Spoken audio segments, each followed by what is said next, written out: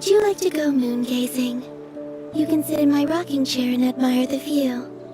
Or we could go to the moon and gaze down at Tefat. Whatever you prefer. Biggest one in history. We need to find time to send those Saurian relics for appraisal.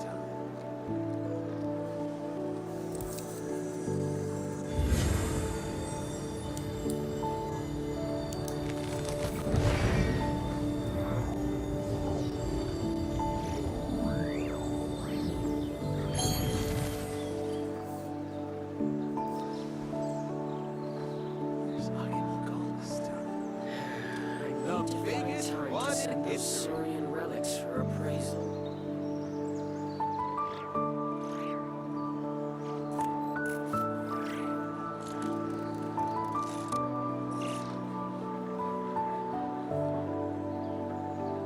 I used to take long walks in Silver Moon Hall every day, so don't worry about me.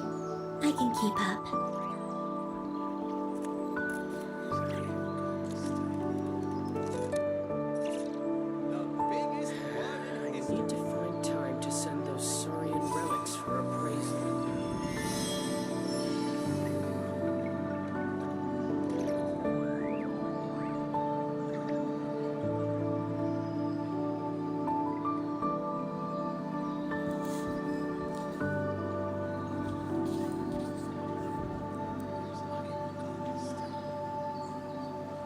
The biggest one in We history.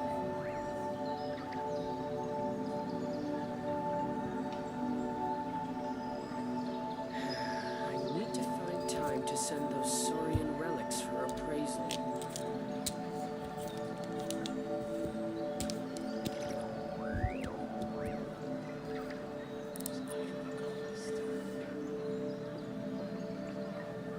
The biggest one in history.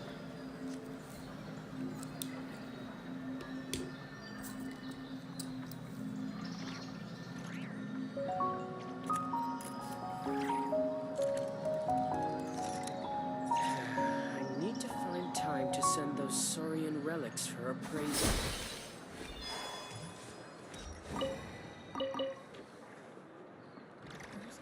The biggest one in history.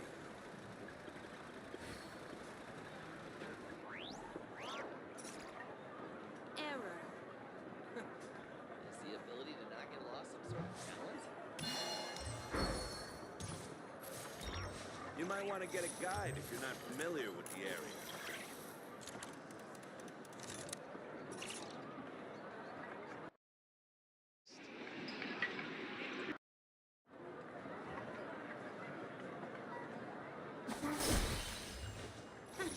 Best they don't see you over in the west. I'm in Don't quit here.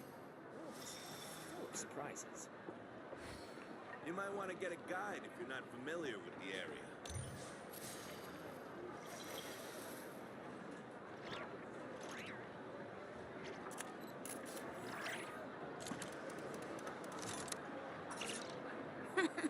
Best they don't see you over in the west then.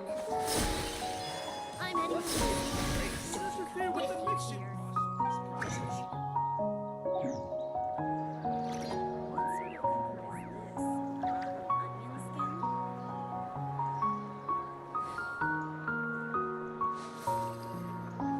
You might want to get a guide.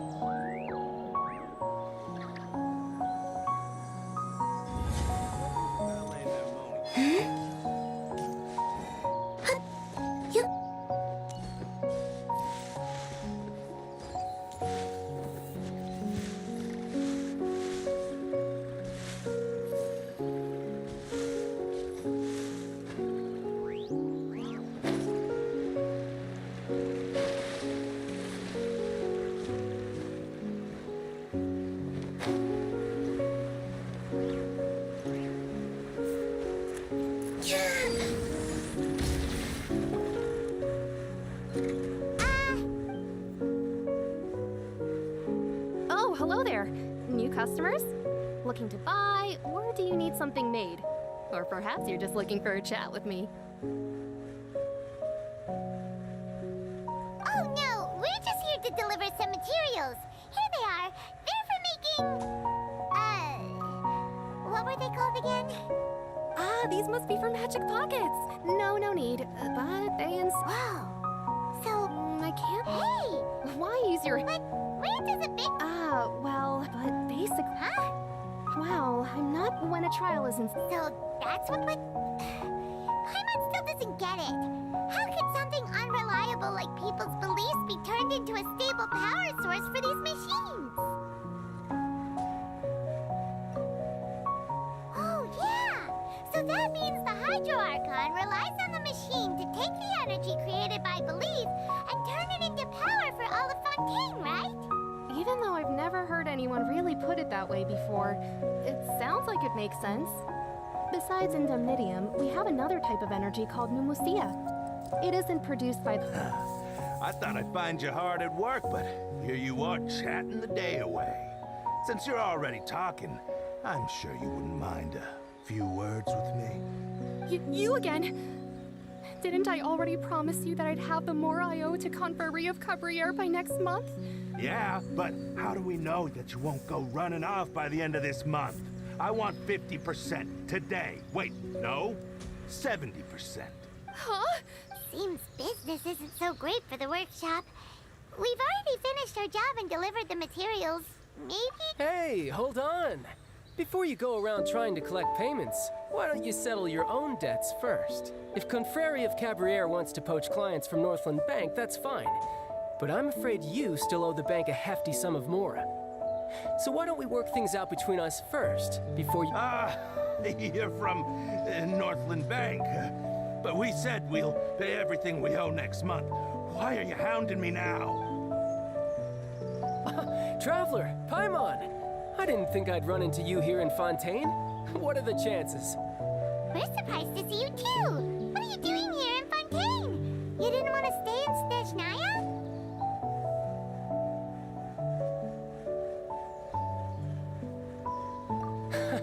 Long story short, I've already been in Fontaine for some time now, and honestly, things have been pretty boring. But it seems that fate brought our paths together today. Not only will I have either way you look at it. Pretty sure we'd want to avoid anything that you'd find interesting. Besides, our trip here has gone pretty well so far. Right, Traveler?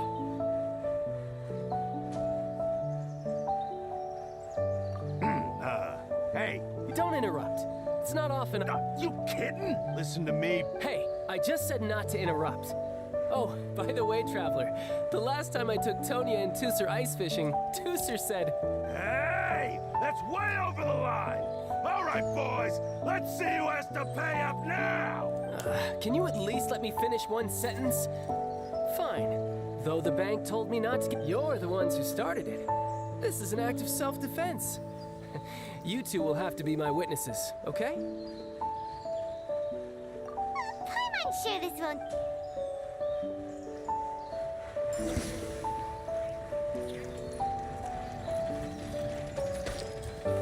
You're mine!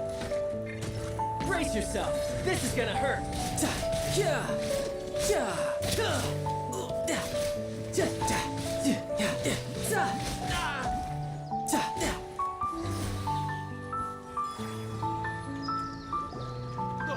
What's your deal, Brad? How are you so... Oh!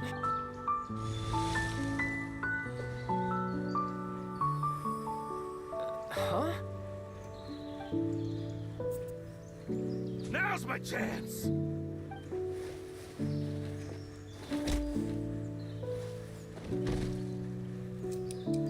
Huh. That was weird.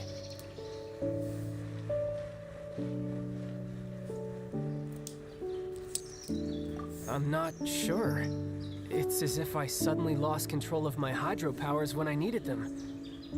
Maybe there's something wrong with my vision? Strange. How could that happen? First time Paimon's ever heard of someone losing control of their vision. Never mind. It doesn't matter. If I want to stay sharp, I shouldn't be relying too much on my vision anyway. Besides, I always have my delusion in case I need it.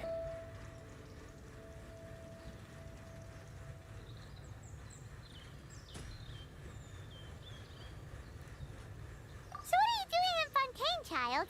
I don't see it's work for Northland Bank. Well, I guess it's because I've been in a bad mood lately. Huh? What kind of reason is that? Wait, since when do you feel down about it? But recently... that is a possibility.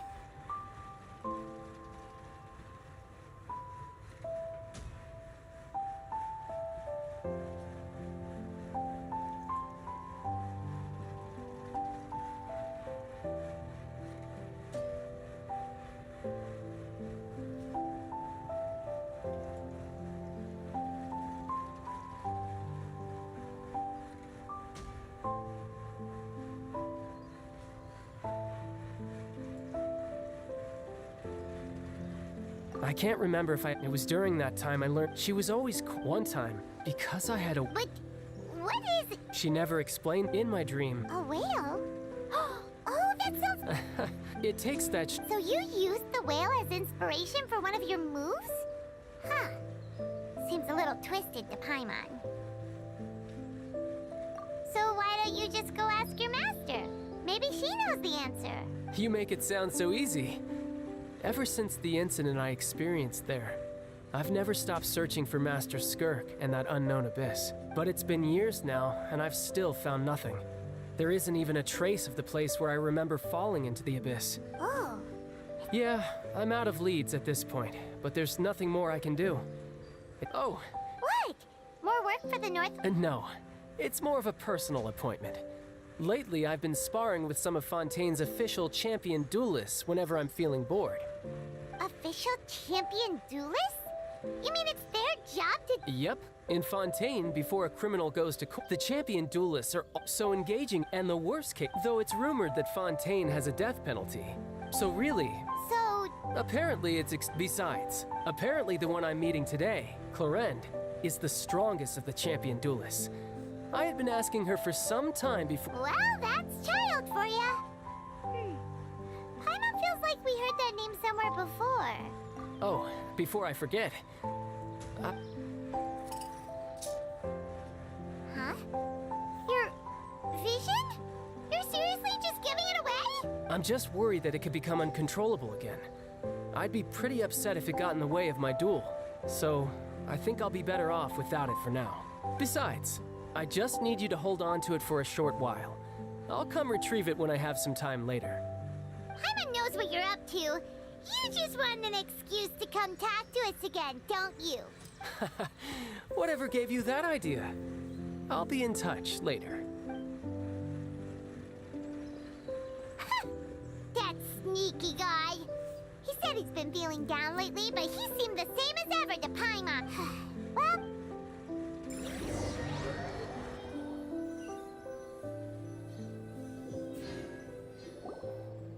Wow! Who could have seen that coming? The reporter who was barely around for most of the story was the murderer all along! Sorry. Paimon was just... Whodunits? It's so exciting to reach the moment.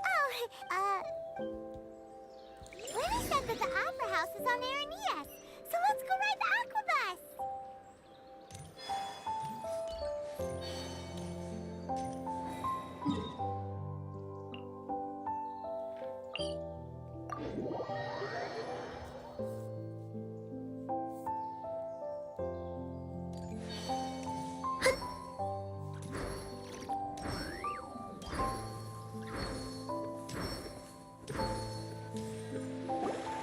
Whoa!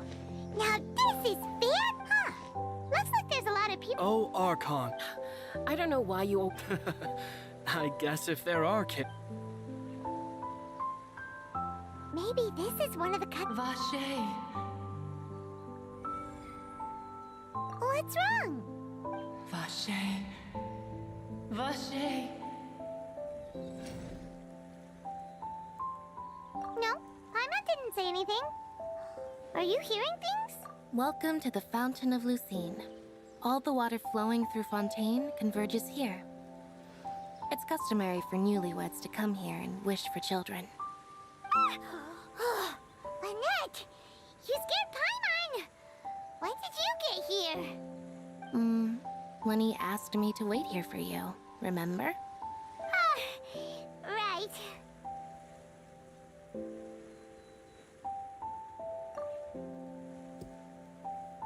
What do you mean? There are a lot of people here right now. Hey, you're not trying to scare Paimon, are you? Besides, it's the middle of the day. It's not the time for eerie things. I see. I might be able to tell you something that could help explain the voice you heard. In fact, you might not be imagining things at all. I suspect that what you heard is a result of your hypersensitivity to the hydro element. Others in my family have had similar experiences. It's because of his sensitivity to the hydro element? But what would hearing a voice have to do with elemental power? When do you cry, Paimon? Wait, what? What does that have to do with anything?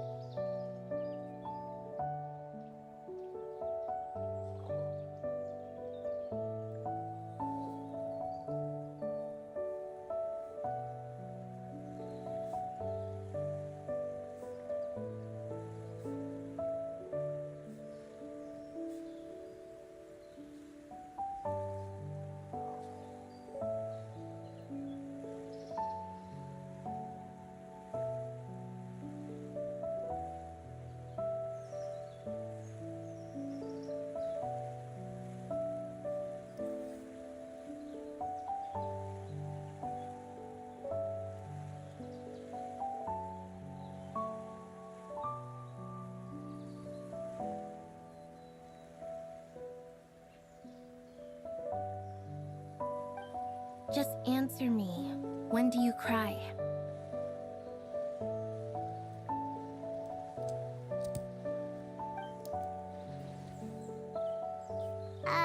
When Paimon's really sad? Oh, and when Paimon's super happy. Oh, and also when Paimon's really, really scared. Then you should understand that tears contain your most intense emotions.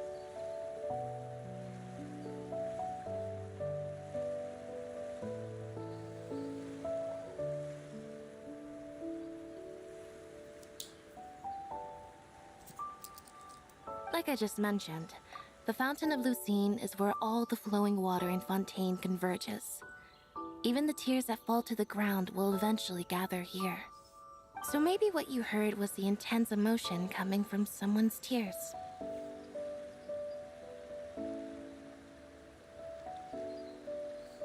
So, what did the voice say? Huh. If you were hearing their emotions, then Paimon wonders what happened to them. Rather than worrying about them, we should worry about my brother first.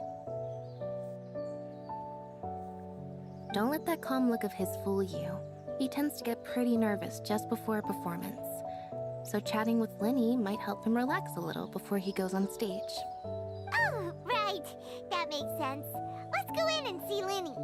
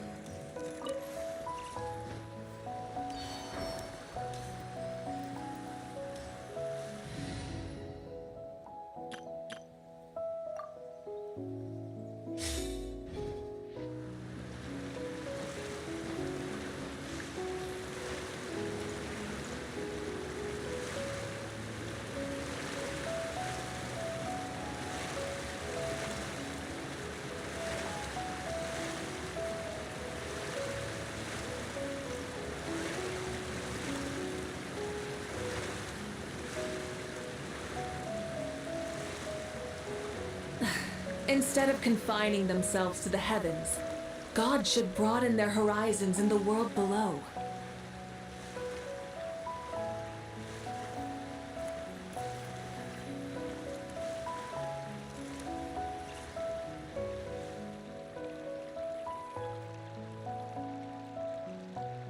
Exploration and trials. Adventuring is right up my alley.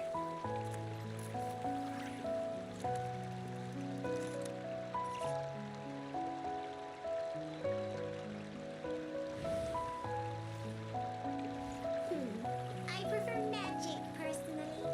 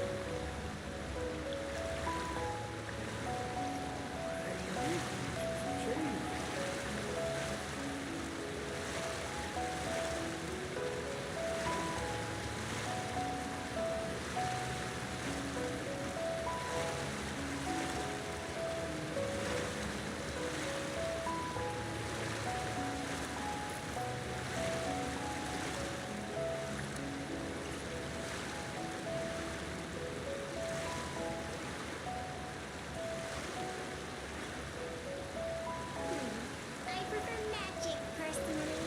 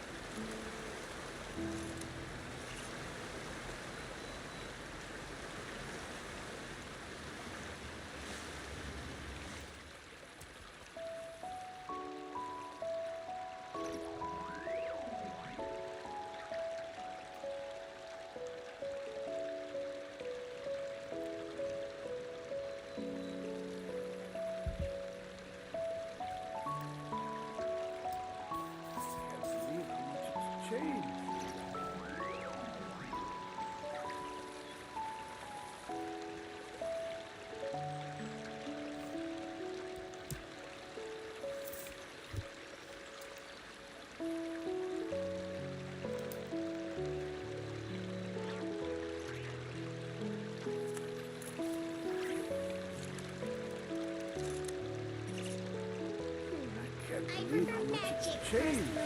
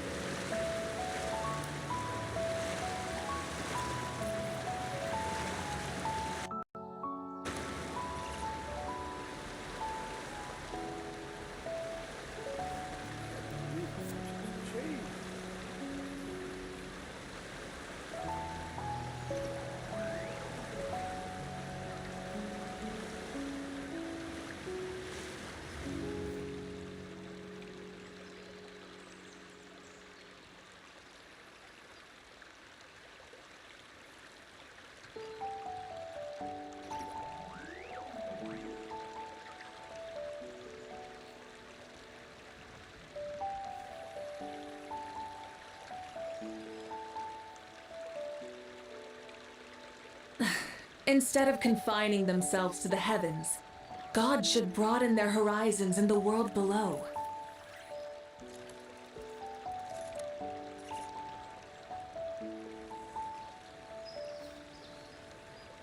Many insects have a compulsion to follow the light, and humans are the same. Except we call that light hope.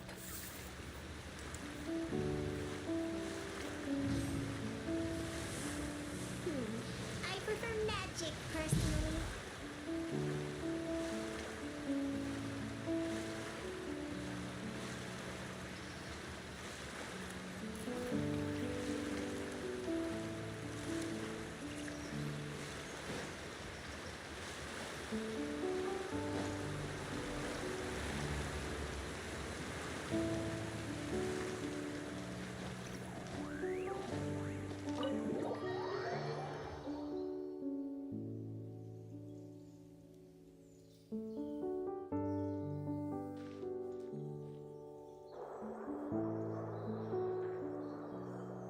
Traveler in Paimon, good to see you. Are you kidding? But you're actually right on time. The audience...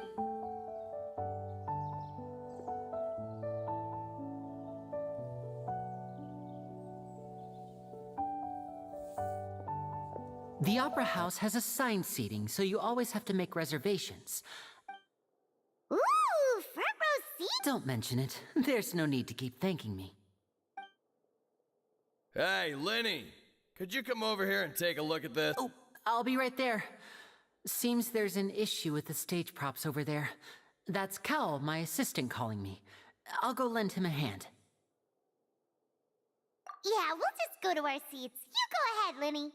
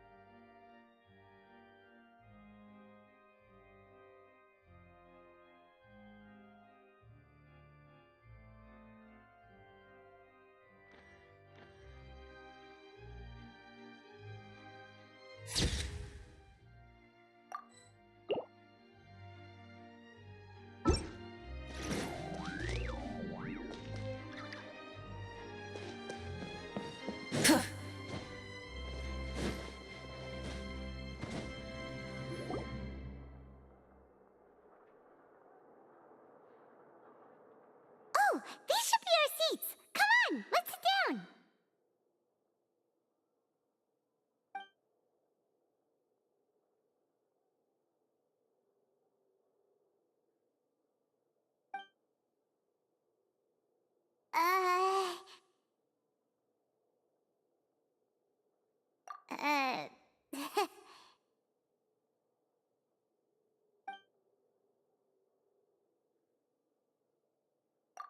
Hey, Traveler. Maybe we should strike up a conversation with the person next to us.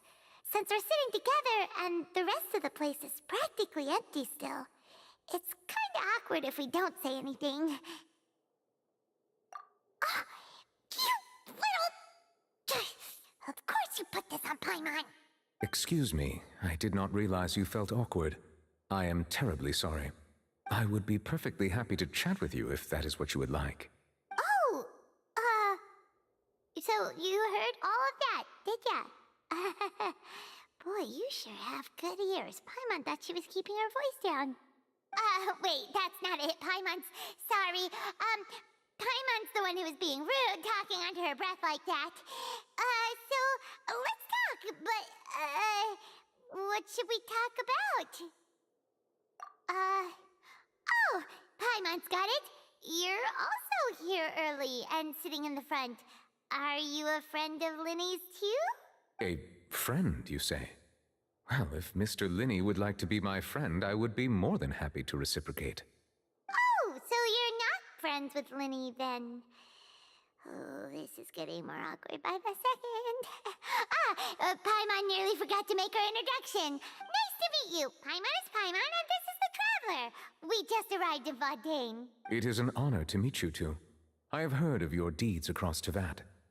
And as required by proper etiquette, I will also introduce myself. I am... Oh, Monsieur Nervillet. What an honor it is to have you here to see my show. Ah, Mr. Linney.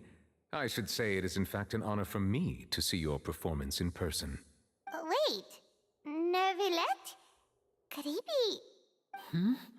I saw you all chatting just now, but it seems you still don't know who Monsieur Nervillet is. Allow me to introduce you to Fontaine's Chief Justice. That seat is always reserved for him. It wouldn't be too much to say that he's the symbol of justice and honesty here in Fontaine. Whoa! Sorry for being so rude just now. Paimon had no idea you were such an important person. No offense taken. Being Chief Justice is merely what I do for work.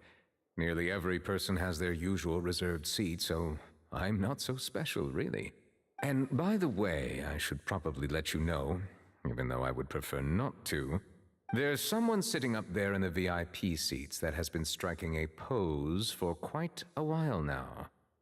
I believe she is trying to give you a most elegant and impressive first impression. So I think you should take notice of her sooner rather than later, otherwise she may become flustered.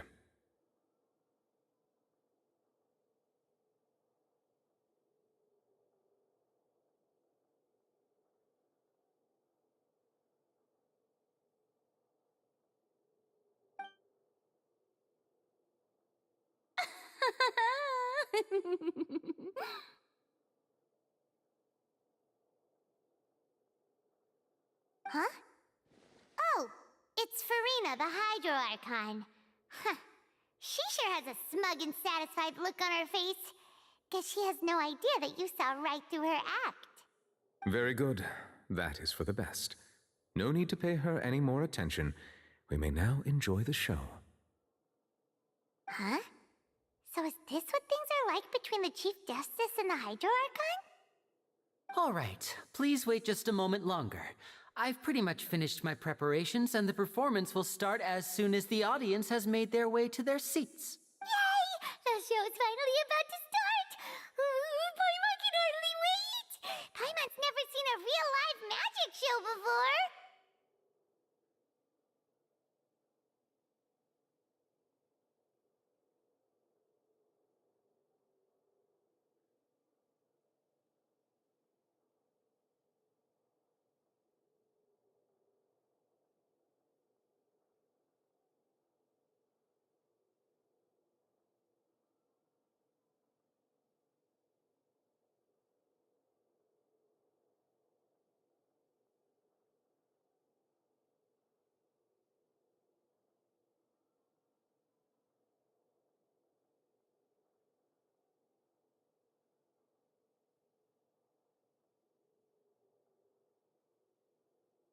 Patch update, you guys. This is a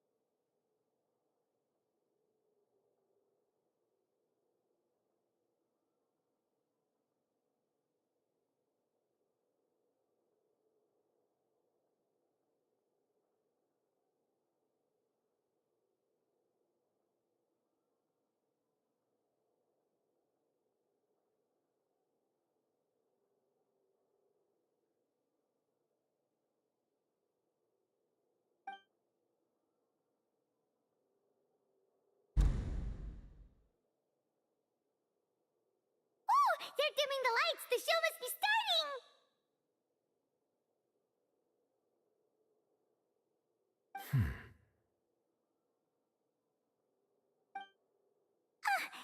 Sorry.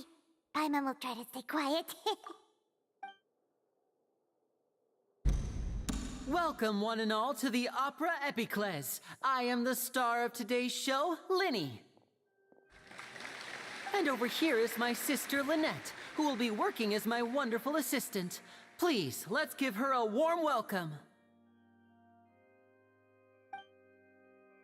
Hello, everyone. I know she may seem to be a little sleepy right now, but that's just a sign that she's nervous. Whatever.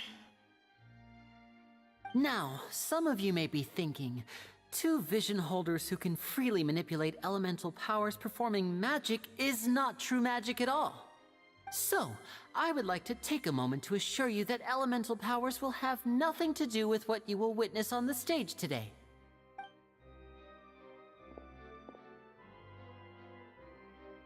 Both Lynette and myself have removed our visions for the show. That way, even the gods won't be able to help us. Oh, good point. That's what makes the show real magic. Now, without further ado, let the show begin. Lynette will now exit the stage to make some preparations. I know you might miss her, but don't worry. She'll be coming right back on stage momentarily. Perhaps in an unexpected way. I'm sure she'll be stealing the spotlight soon enough. Oh, and before I forget, there's one more thing I should say. You never know what can happen in the blink of an eye. A magician's greatest skill is making things disappear or appear. The possibilities are endless.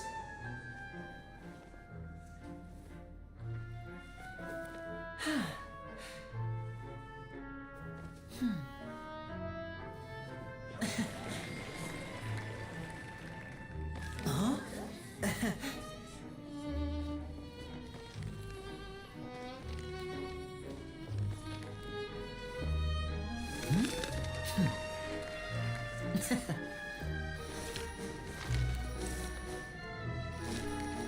But this isn't what you came for. These little tricks, you've seen them all before. So it's time for something truly extraordinary, don't you think? This one's a little tricky.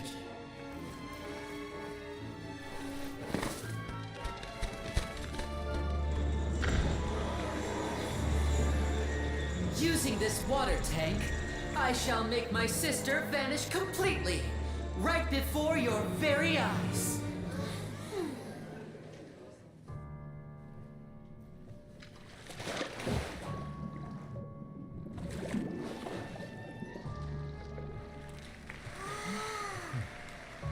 It's actually quite simple. She'll just turn into air bubbles and float right out of the top.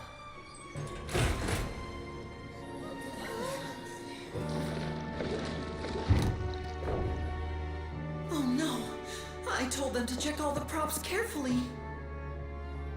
With the lid on, even air can't escape. An amateur magician would be getting very nervous right around now. Luckily, it's me on stage, so let me show you what a true virtuoso can do.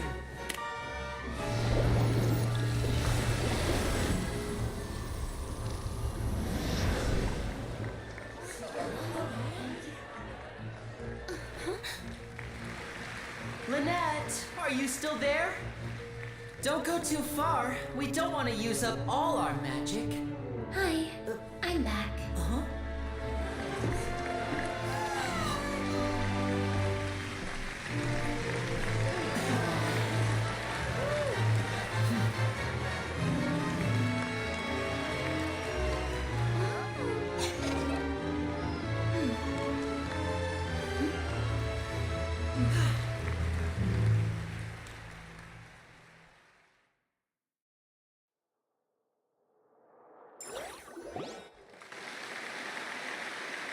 Whoa! What in the world just happened? How did he do that? Paimon didn't see him do anything!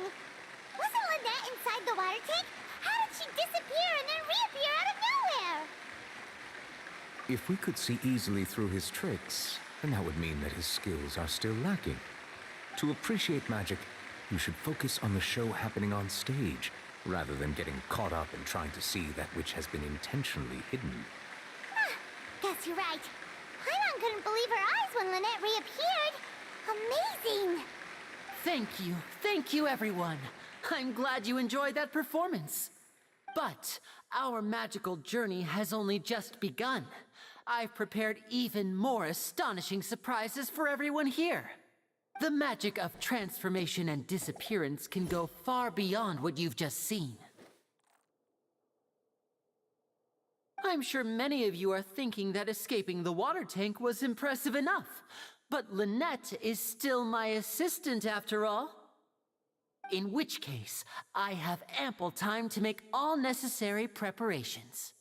So, for my next trick, I will require the participation of one lucky audience member. Please, if my assistants could bring out the magical boxes now. There are 2 boxes and only 2 boxes. One is here and one is there in the aisle among the audience. I'm sure many of our clever audience members have already guessed our next magic trick. A swap! Our lucky audience member and I will each enter a magic box. After 1 minute, we will each emerge from the opposite box. Now please, everyone pay very close attention to the box you see here. Don't give me any chance to make a move. Wow! How's he gonna do this? Hey, do you think this is all magic tricks, or does Lenny have actual superpowers? The lucky audience member will be generated by this random number selector. It selects numbers entirely at random.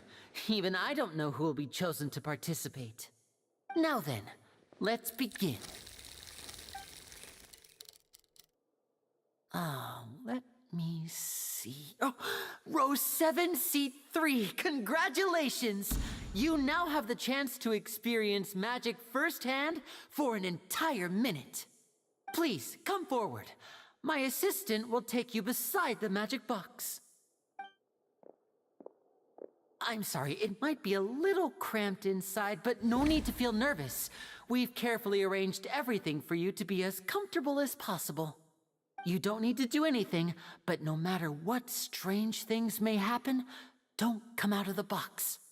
If the magic is interrupted, who knows where you might end up? You might even find yourself in the fortress of Imapct. Oh, okay. All right. Before I enter the magic box, there is one more thing I need to ask the audience to do. Could you all give me a countdown? Like this. 60, 59, 58. Just keep counting down. You can go a little faster or slower if you like. I won't be able to see anything in the pitch black box, so I'll be relying on your voices to know when time is up. Oh, and no tricks now. If you quickly count from 60 in just 30 seconds, then I'll be in a tough spot. Ooh! Paimon kinda wants to count faster after hearing him say that!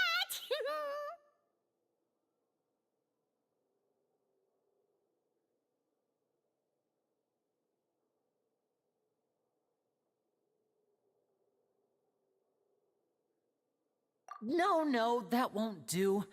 I can see it in your eyes. You still can't be trusted. Let's practice together.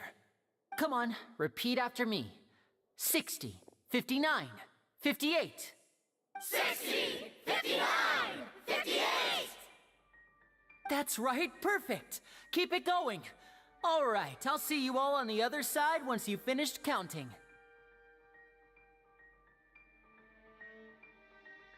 54, 53, 52? Huh? Why aren't you counting, Nervalette? I am counting in my head. I think things are exciting enough in here as it is. Merely a consequence of my identity and personality. Do not worry about me. Just enjoy the show. Oh, alright. You look so serious that Paimon thought you might be feeling uncomfortable or something. 40, 39, 38! Mr. Linney, are you all right in there? Is everything ready? Yes, I'm fine. I'm just double-checking the direction of the magic. It would be a disaster if we get sent to the wrong places. For example, mid-air right above the audience. Even though he's saying that, Lenny doesn't seem nervous at all.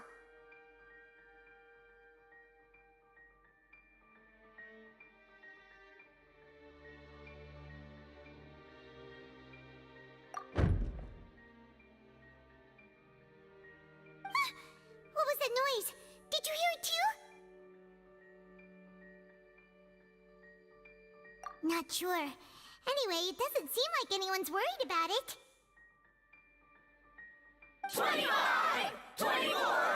23! What's wrong, Mr. Linney? I can still hear you moving in there. I seem to have accidentally knocked over a decoration. I'm trying to fix it, but it's pitch black in here. I can't tell left from right. Never mind the decorations. There's no time for that. The show is what's important. No, that's unacceptable. I want my show to be perfect. Don't worry, we still have 20 seconds. Hear them counting? 19! 18! 17! It seems things aren't quite going as planned. I apologize, everyone. It feels like you're all starting to count faster, but that's all right. I know it can be tiring to do such a long countdown. 10 seconds and change is still plenty of time. 10! Almost there now. Whew. Swapping two people is harder work than you might think. Even a master magician like me can't guarantee I'll get it right the first time. Hey, wait! Is this the back one? I can't tell. They both look the same inside. Huh? No, that's not it. I'll try again. 7! Hey, slow down! Honestly! 5! 4! 3! Whoops! That doesn't count! 0!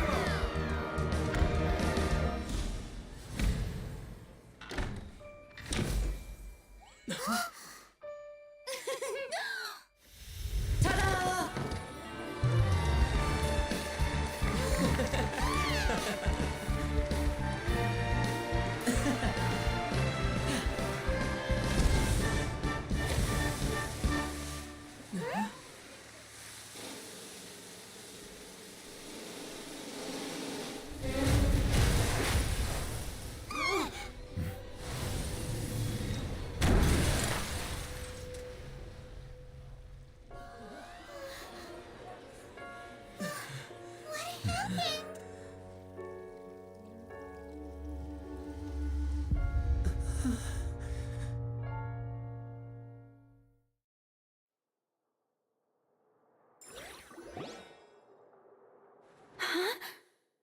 Is this part of the show? Mr. Laney, you're going to use magic to fix the stage now, right? What happened? Oh no. Maybe this isn't part of the show. The girl was still in that box, right? This performance is over. Medical staff with me. Guards secure the scene and detain all the performers. Seal the exits. No one is allowed in or out at this time. Yes, that's right. If this was just an accident, then we must investigate the cause.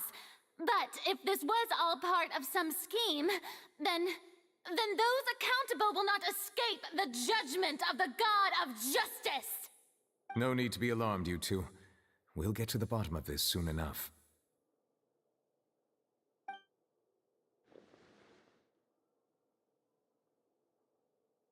Unfortunately, the person who is in the magic box has been pronounced dead.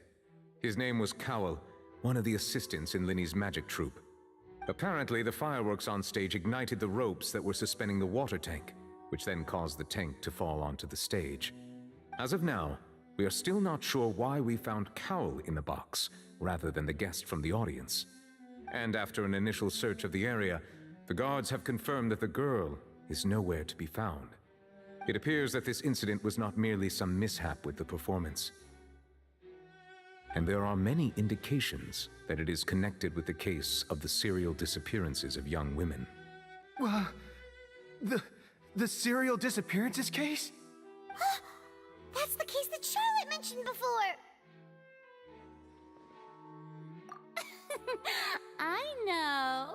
I know the truth. I can see through the whole thing. Really, using such a shallow and obvious mystery as his finale. Did he really underestimate us that badly? I say that our powerful magician, Mr. Linney, is now the prime suspect for the serial disappearances case. Huh? Why me? This whole thing was an accident. Oh, this all occurred during your magic show, did it not? The missing girl disappeared after being chosen, did she not? The deceased is one of your assistants, is he not? Now that I think about it, that whole speech about magicians making things disappear was nothing more than a provocation, a bald-faced challenge. That can't be right! How can Lenny do this? He was in the box on the stage the entire time! We can even hear his voice! Besides, before the show, he told us that he would like to catch the criminal behind the disappearances! He couldn't possibly mean catching himself! Save discussion for a later time, please. Lady Farina, may I assume that your comments just now constitute an accusation against Mr. Linney and his associates, and that you are pressing charges? Huh? I just think that he... Well, I think it might be a little early to talk about formally pressing charges. But what Lady Farina said just now makes perfect sense. Looks like she's gonna personally deliver justice. A kidnapping and murder carried out under the cover of a magic show. Lady Farina said it all. I mean, of course, my dear people. But what excites me even more than the obvious truth before our eyes is the opponent I'll be facing. That's right. I mean you, Traveler. You'll support Lenny, won't you? After all, he was the one who helped you the first time we met. Then there's no problem at all. You know, the Traveler and I already had a duel the first time we met. But with Lenny's help, our little duel ended in a draw. But draws really are the most boring possible outcome. So, no more draws. Between the two of us, there must be a clear winner and loser. And what better place to hold such a riveting showdown and decide the true victor than here, on the grandest of stages, the Opera Epiclese. Huh? It wasn't a draw. She obviously lost last time. I understand. Charges have now been pressed, and as such, a trial is in order. Well, Traveler, seems Lady Farina has set you in her sights.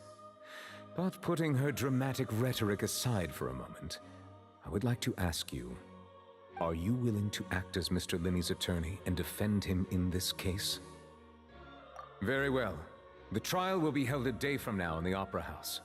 Both sides may investigate the scene to build their cases and search for the truth.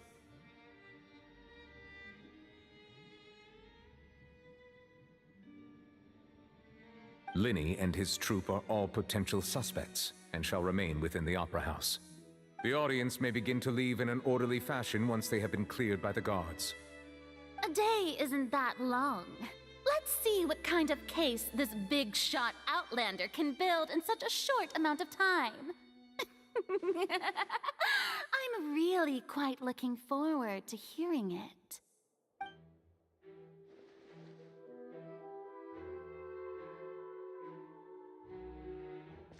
Lenny!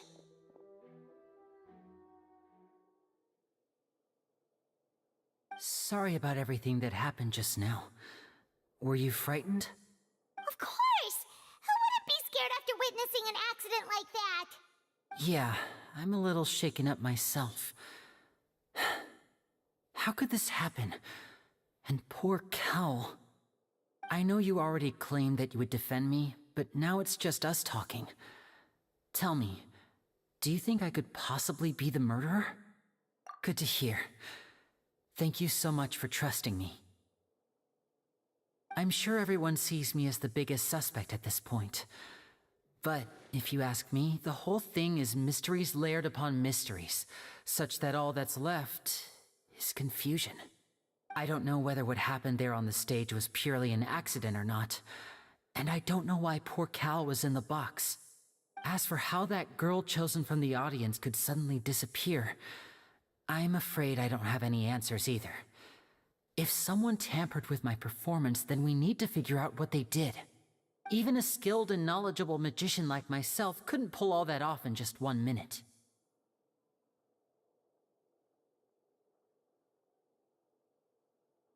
Which is precisely why we need to investigate! As this book says, the impossible could not have happened.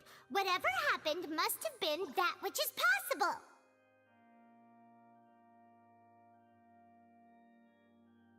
Paimon bought them when we were reading at the bookshop in the city earlier. Pretty cool, huh? Don't worry, Paimon used her own savings to buy them. It wasn't from our travel funds.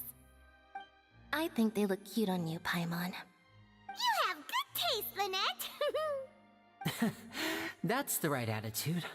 Feeling depressed isn't going to help me now. I need to get back to my normal self.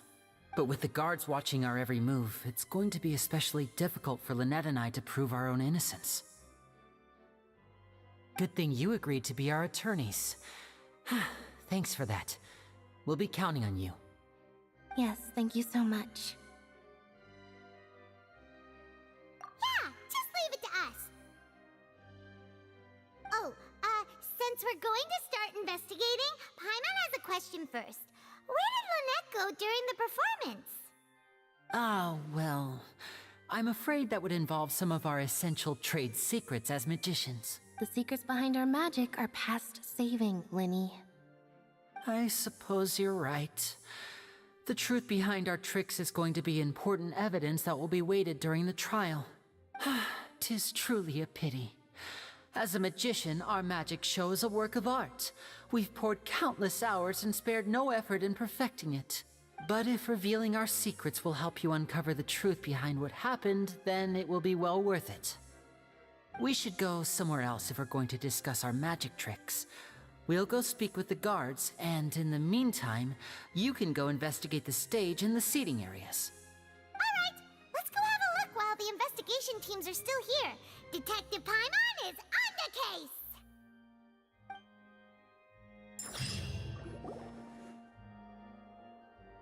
Hello, officer. How's the investigation going? I see. You must be the traveler that Lady Farina mentioned. Listen, I'll be perfectly honest with you. I'd avoid getting mixed up in this whirlpool of a mess if I were you. Huh?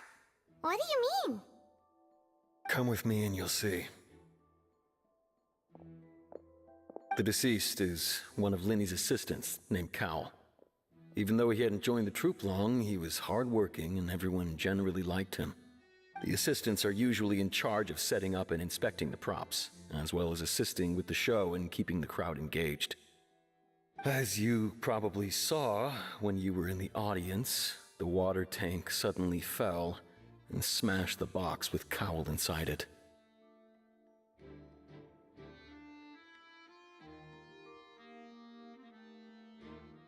This is the real mystery. We've already searched the scene and were unable to find any traces of the girl. However, if you look carefully, the box was positioned directly under the water tank. The ropes holding the tank were then burned by the pyrotechnics on stage, causing them to snap. All these factors lining up so perfectly makes it hard to see this as a mere accident. If anything, the more logical explanation is that the whole incident was intentionally planned, and Linny is the most likely person to have access to all these areas. But he doesn't have a motive! Are you both good friends of his? Well, you can't say we're good friends, but we've known each other for a little while. So in just a short time, he was not only able to win your trust, but even convince you to act as his attorneys. I know there's no such thing as magic. The real trick of a magician is holding the audience in the palm of their hand. I've seen a lot of cases, and I can tell you that people are the least reliable kind of evidence.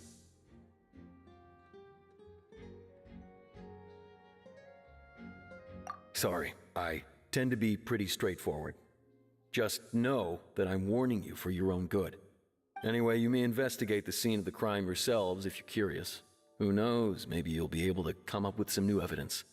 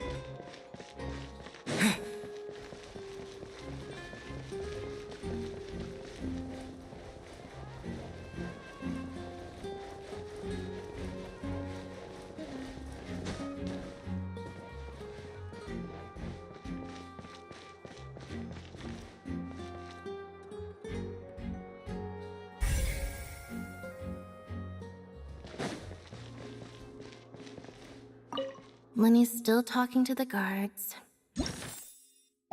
I think someone will be assigned.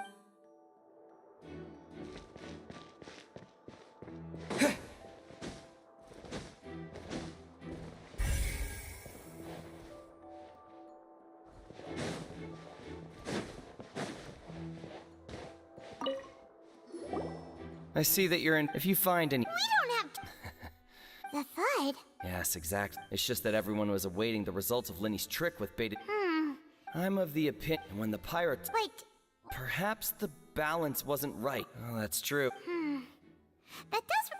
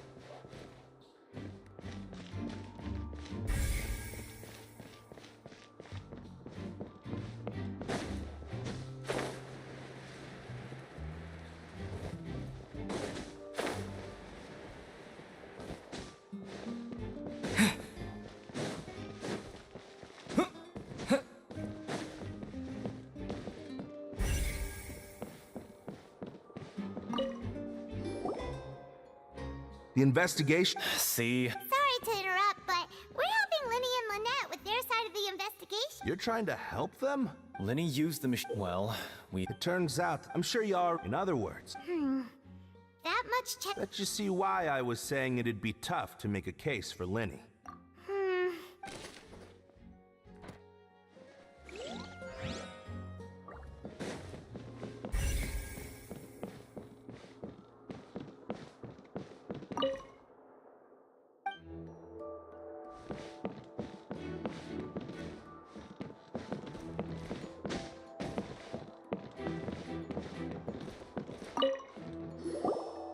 So this is the rope that broke and caused... The rope looks pretty durable. How can it be burned through so quickly by fireworks? Why are you suddenly so serious, Traveler?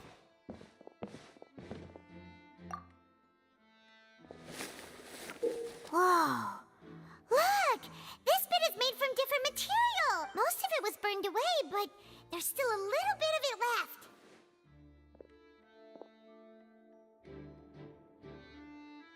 Huh. So if a rope meant to hold something was made with that kind of material in it, then... Wait! Why don't you write all this down?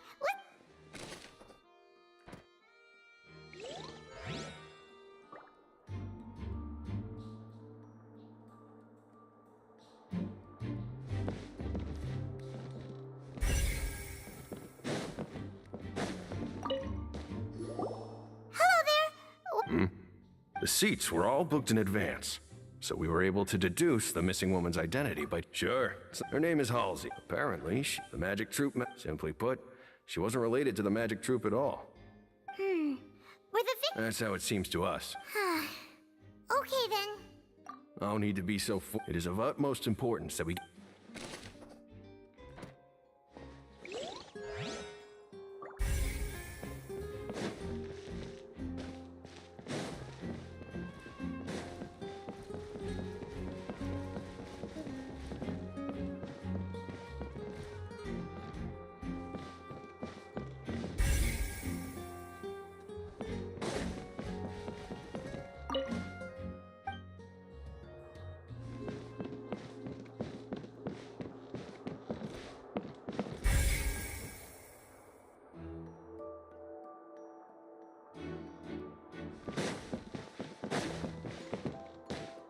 Lenny's magic?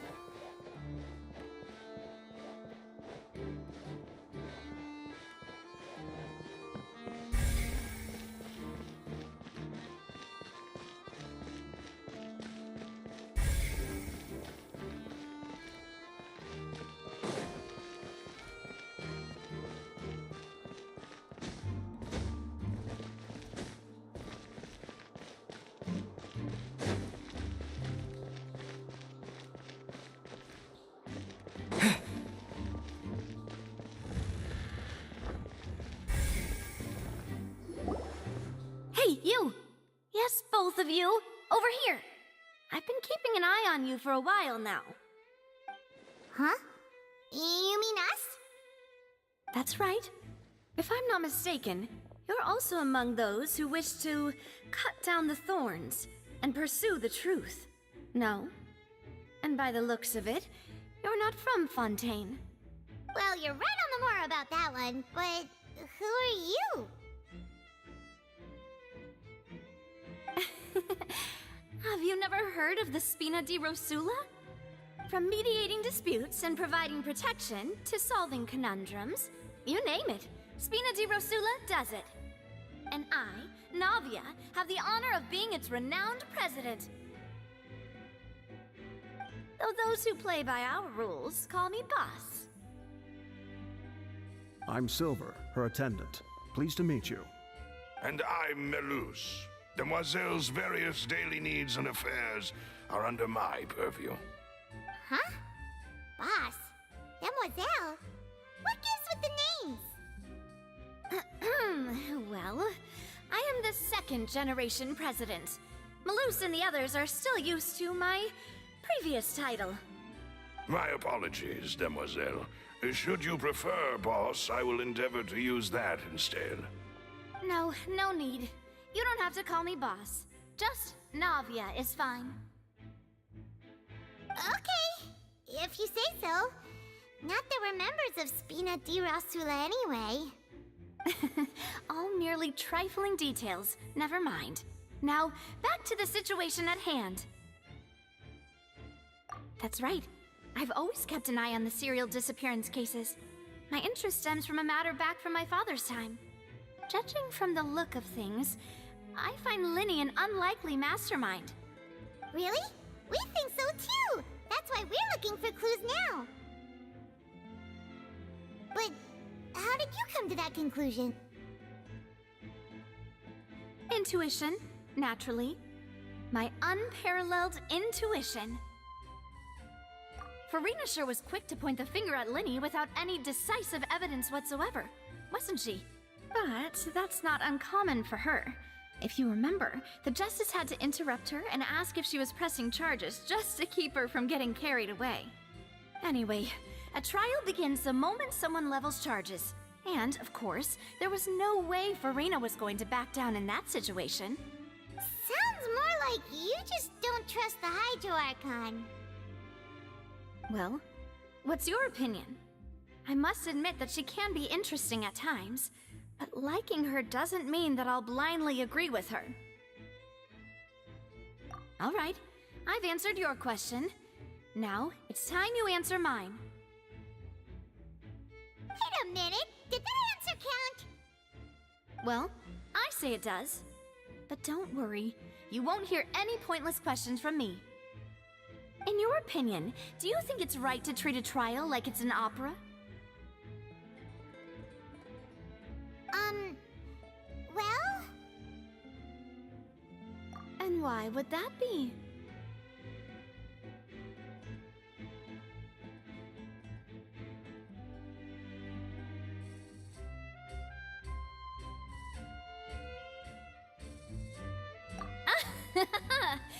See, Silver and Maloose? I told you they'd be different. Most astute of you, demoiselle. I too think that the Traveler's response was most excellent. No matter how wonderful the script or how fervent the audience's expectations may be, the trials that go on stage here must be based in fact. And if that can be done, boss, then... All right, that's quite enough, Maloose. Anyway, I like your answer. You pass with flying colors. Now, I need to make some preparations, following which our joint investigation shall commence. You two shall be my assistants. Wait! Since when did we become assistants? Oh, well, I can be the assistant, sure. Or your companion, if you like. I'm really not that fussy. That's more like it.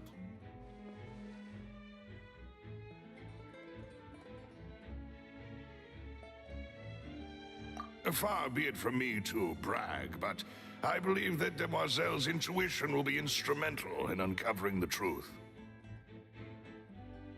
You wish to save a friend from false accusations, and we wish to unravel the disappearances. In this sense, our goals are aligned. You have a point. You're quite the talker, aren't you, mister? And what about you over there? What do you think? You seem like you've got something on your mind. I have nothing to add. Oh, alrighty then. We'll be making some preparations first. Just be sure to let us know if they start revealing Linny's tricks. Thanks!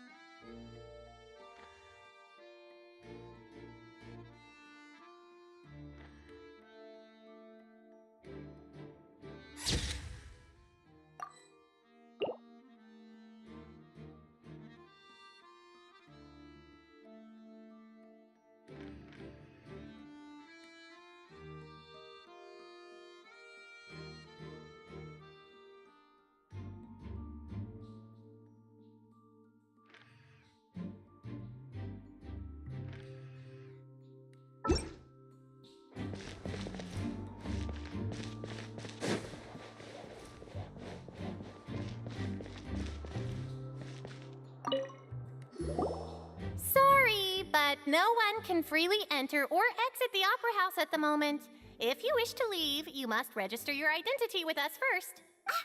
No! Were you always got... Yes, after... So, the missing girl couldn't have left... I doubt that... How can you be... Well, I couldn't see Lynn, but still, we So, it's safe to say that... Alright, thank you for your help.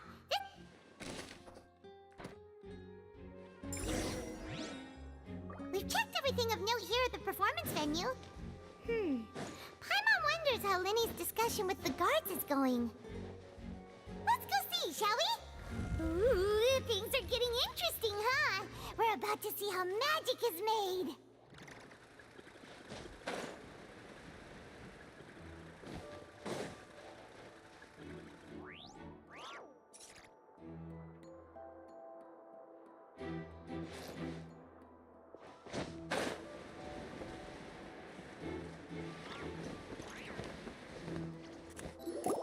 Understood. Very good. You may spare the play.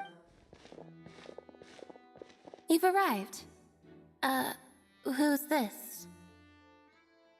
Me? I'm Spina di Rosula's guardian angel. If you've got a problem, I've got the firepower.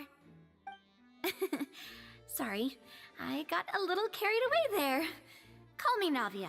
I'm a partner of theirs, and will be helping investigate this whole situation. And these are my companions. Would you mind if they join as well? Fine by me. Oh, new helpers? I would be most grateful. Well, let's just say we're tagging along.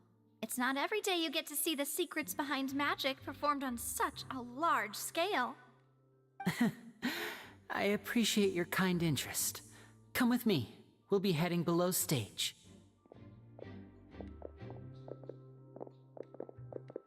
Huh? Below stage? Yes, a world of secrets is hidden beneath this magic box, prepared specifically for this switcheroo trick. But before I reveal everything, you should have a look first. Notice anything strange here?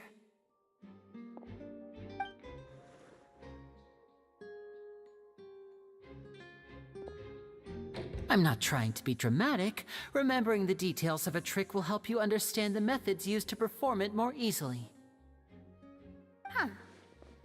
Weren't there balloons and other decorations here? Where did all that go? Ah, good eye. That said, you're still far from discovering the answer.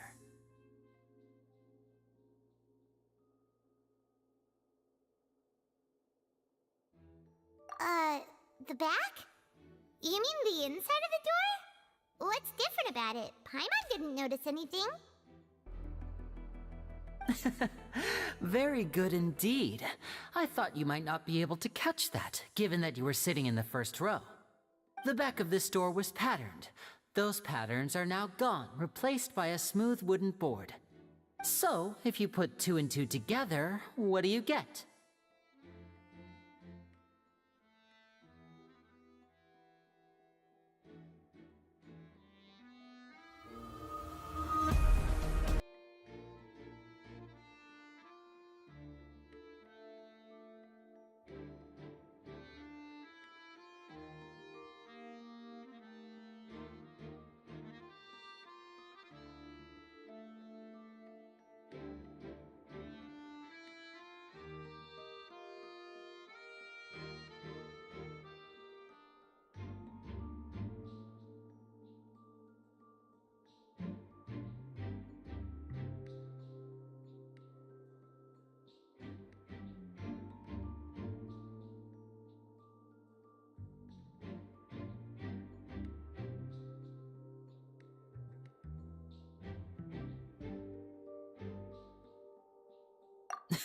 Exactly.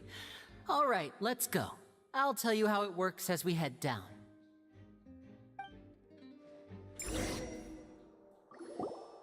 Oh, so there was a passageway under the magic box!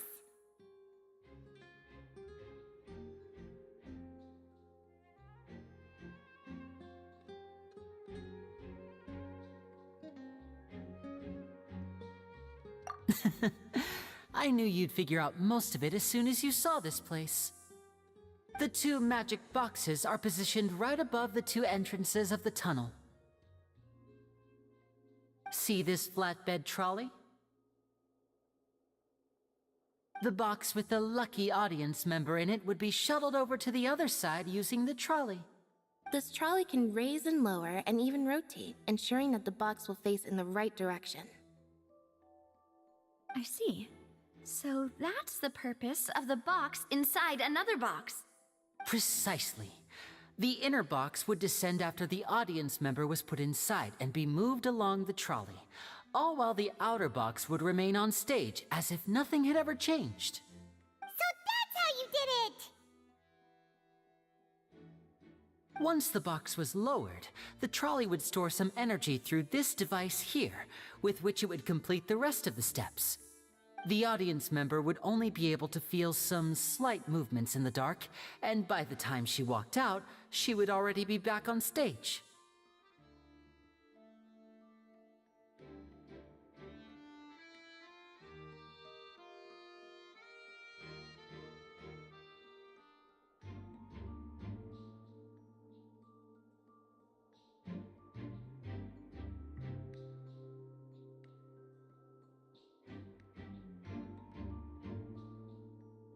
Right! You were talking that whole time, and you even came out for a moment near the end! Ah, yes. A phonograph operated by Lynette was used to achieve that effect. My assistant and I had already scripted our conversation beforehand. When the countdown began, I had already gone to the opposite box via a tunnel using that ladder. And what about Lynette? Where was she? I was in the mezzanine space in the back of the box. Oh, interesting! That's how we were able to coordinate Linny's lines with the assistant. And, by the way, I was the one who walked out of the box at the end. I mean, we are twins. All it takes is a change of clothes and no one can tell who's who. And that's my favorite part of this trick. Only Lynette and I can perform it. So that's how it all worked! Wow! Every detail you revealed was more amazing than the last! Lynette would briefly walk out of the box and then go back in, jumping into the tunnel and escaping before the box on the trolley could finish ascending. And then I walk out of the other box in the audience area, and the trick would be complete. The operative word here being would. But as you saw, Cal was in the box, not our audience member. She, on the other hand, mysteriously vanished. We really don't know how that happened. If not for that interlude, this would have been an astonishing trick. I probably never would have figured out how you pulled it off. And yet, to think that someone was able to use this magic trick to commit a crime. Could we have a look around? I think we can come up with some more leads. This is the scene of the crime, so Linny and Lynette are not permitted to stay here. I'll escort them back up. Yes, of course. No need to be so strict now. I won't disappear into thin air, you know. Thanks, everyone. We're counting on you.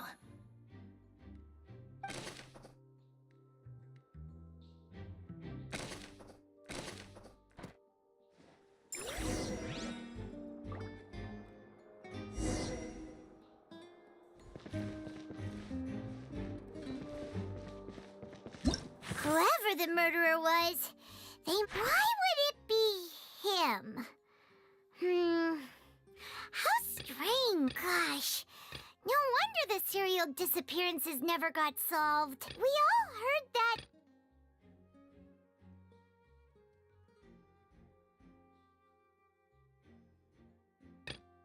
The performance would not have been visible. Well, and that's... Taking a time... This rope was obviously... People needed to register...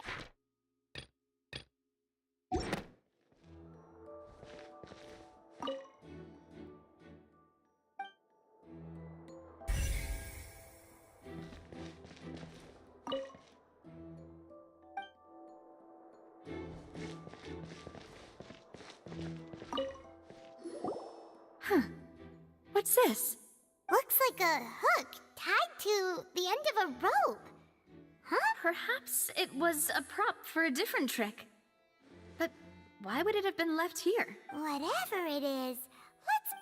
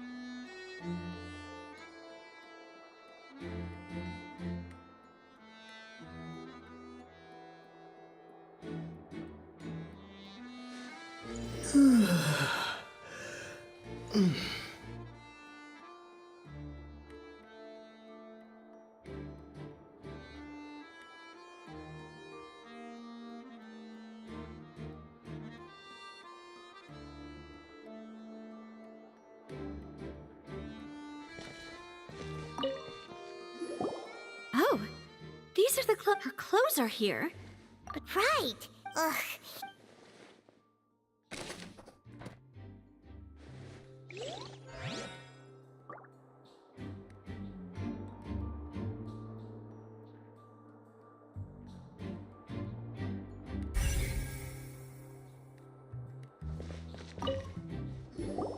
The floor is wet. Please be careful not to slip.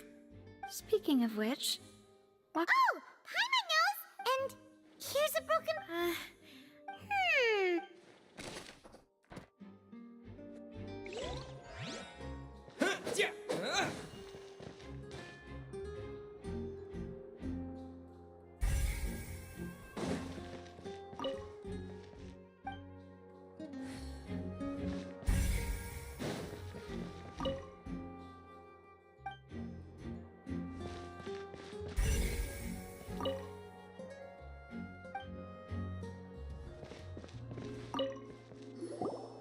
What is this place? It seems someone could. Alone, perhaps. But there are no other ways in or out of here. Oh, you're right. Let Paimon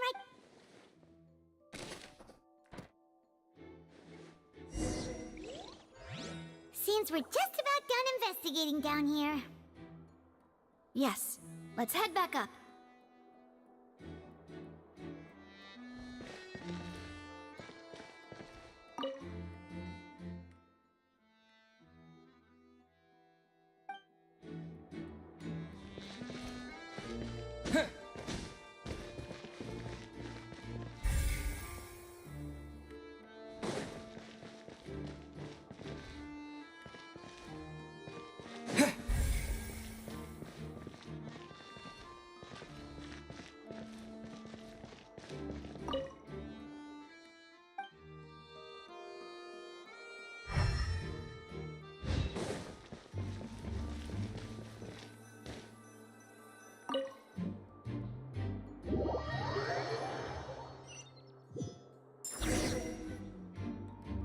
We've ascertained the state of the crime scene. Let's find a place to sort out our Apologies for the wait, demoiselle. So, what did the guards say? Did the criminal escape through the vent? They believe the odds of that are very low, since the vent leads to the Opera House's basement. The guards have checked the area carefully.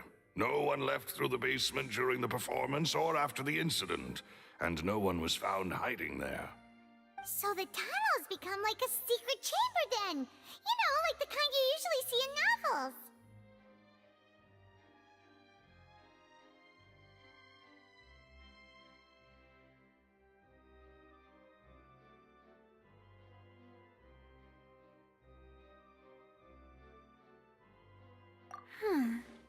The plot?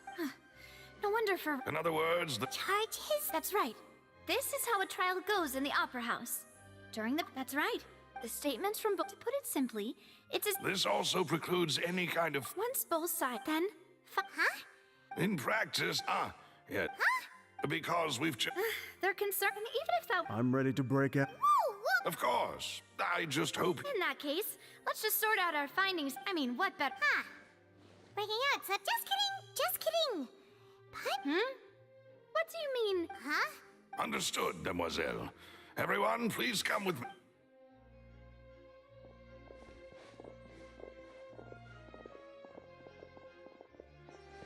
Wait, you're carrying a portable... Yes, I have eggs, sugar. Good. These three are quite the interesting group.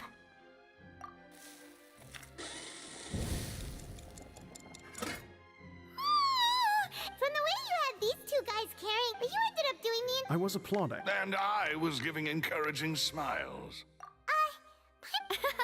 Well, don't underestimate beating anyway. Only three? Well... Tea is ready to be served as well. This is Demoiselle's favorite. Strong black tea with a floral fragrance that clears the mind and lifts the spirit. No need for concern. I'm merely doing as I should. All right, then. Down to business. As Paimon, however, the magician twin... Exactly! Why would they do such a thing right when everyone was watching?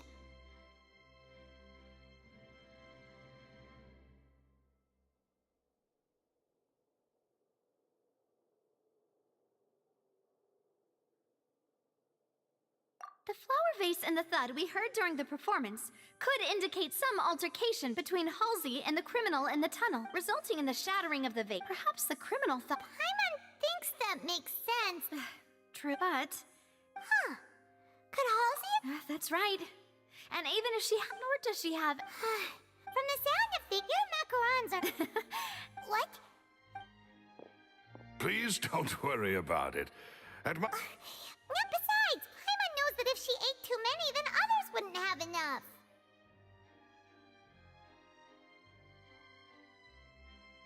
Wait, even you don't believe Paimon? How could you? If Paimon ate those 2 extra macarons, then may they turn into stone in her stomach! All right, we get it. Well, I suppose one of us might have gotten too engrossed in our chat and eaten them by mistake. No big deal. Malus, set up the stove again if you would. Huh? What are you doing? Making sure everyone gets 3 macarons, of course. Exactly. We don't want to trouble you. As you wish, demoiselle. And I have the egg, sugar, and almonds. Well, this really is your hobby, huh?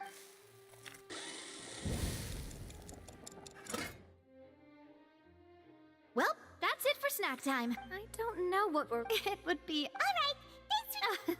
It was nothing. A small task for the Spina di Rosula.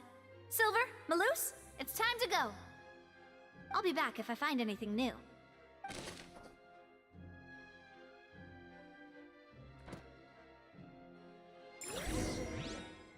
All right, it's time to put our heads together. We've got to get our defense ready for the trial. Oh, it's probably gonna be a long and difficult case. There's no point in worrying about that now. We just need to prepare. Here, take Paimon's notes. They should help you review the situation.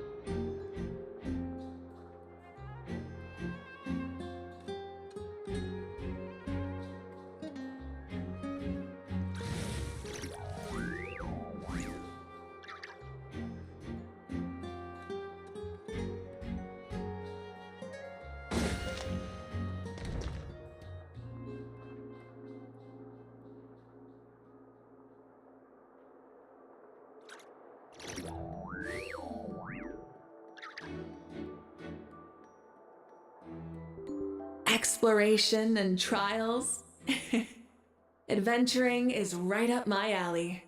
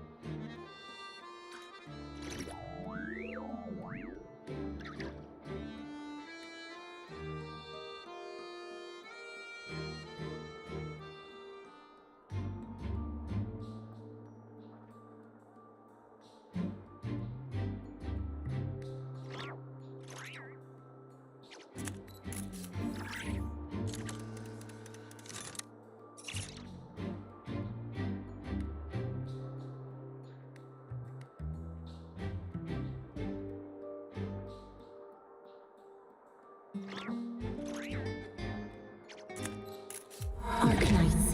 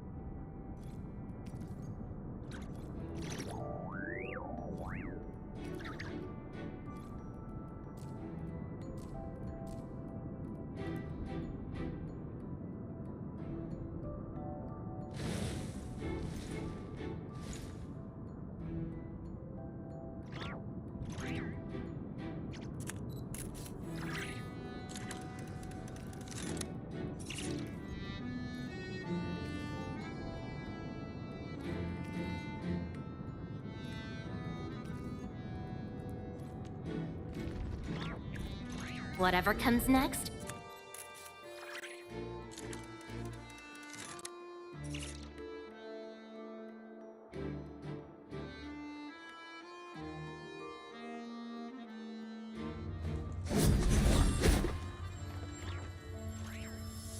Bring it on! You're fighting me! We'll see this through. Feel the chill.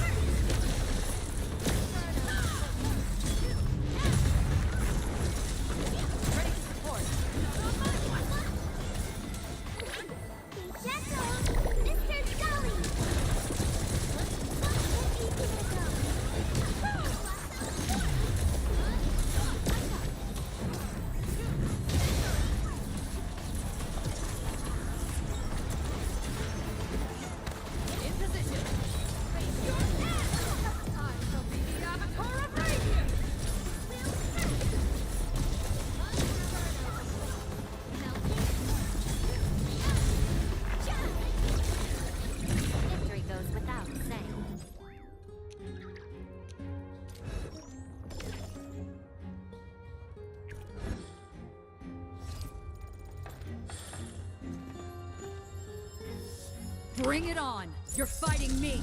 Fire support, hot and ready. And I help too. Will hurt. That Twilight!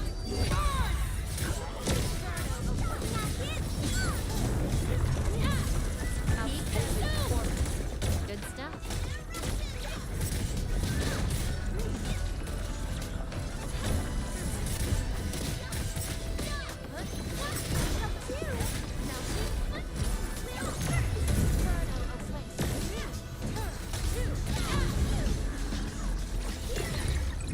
Victory is ours. Time for a selfie. No hardship will stop us. We fought with both courage and prudence. Excellent work, everyone.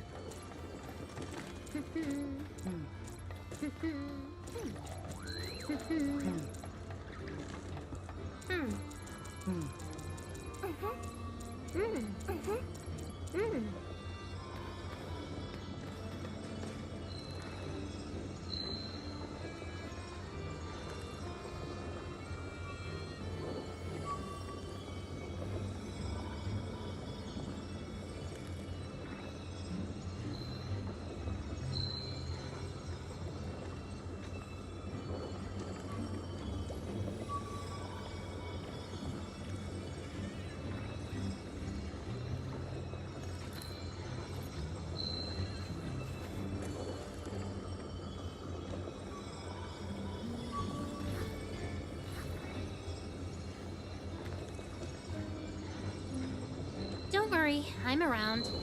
Just go ahead and waste your time some more.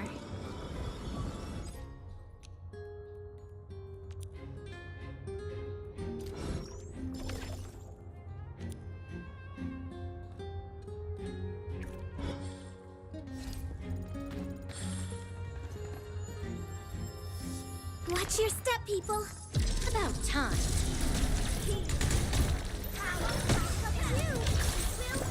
Melting flame.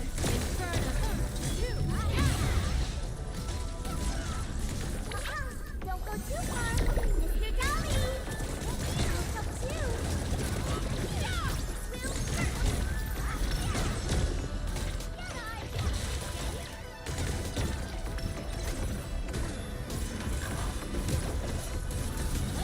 Let me give it a go. In position.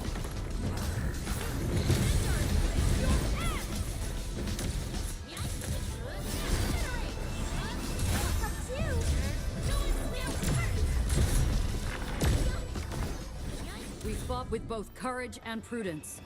Excellent work, everyone.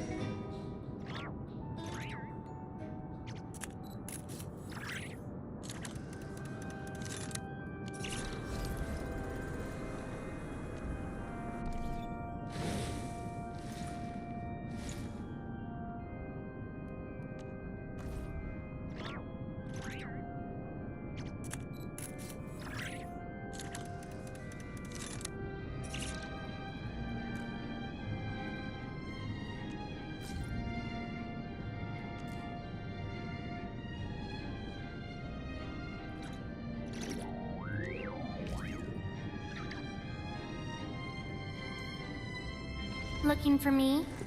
You finally remember something?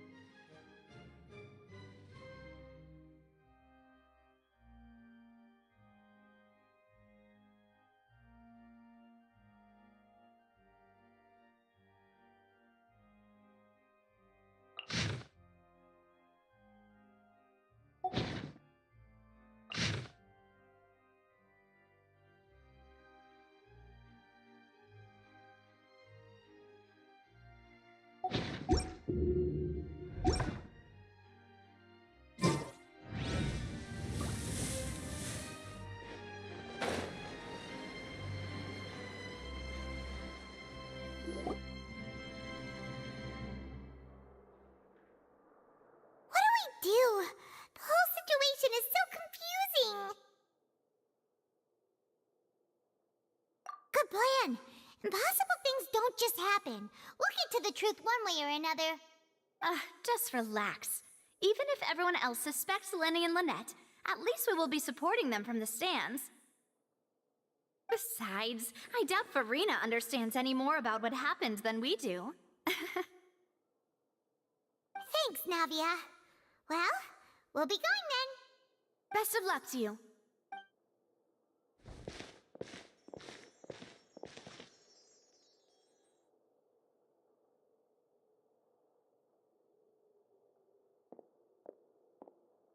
Ah, finally, you're back. Well, how did your investigation go? To be honest, you might be disappointed. No. We're already very grateful that you were willing to help. Well now, don't you all look disappointed. Don't tell me that your investigation came up empty-handed. That was to be expected, of course. The guilty can never produce proof of their innocence. But don't let that stop you. I shall be terribly disappointed should you, my most anticipated foe, concede so easily. Since both parties are present, I declare that the trial regarding the magic show incident is now in session.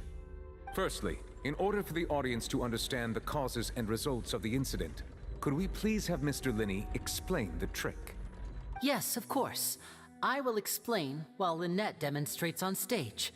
All the necessary items have been prepared.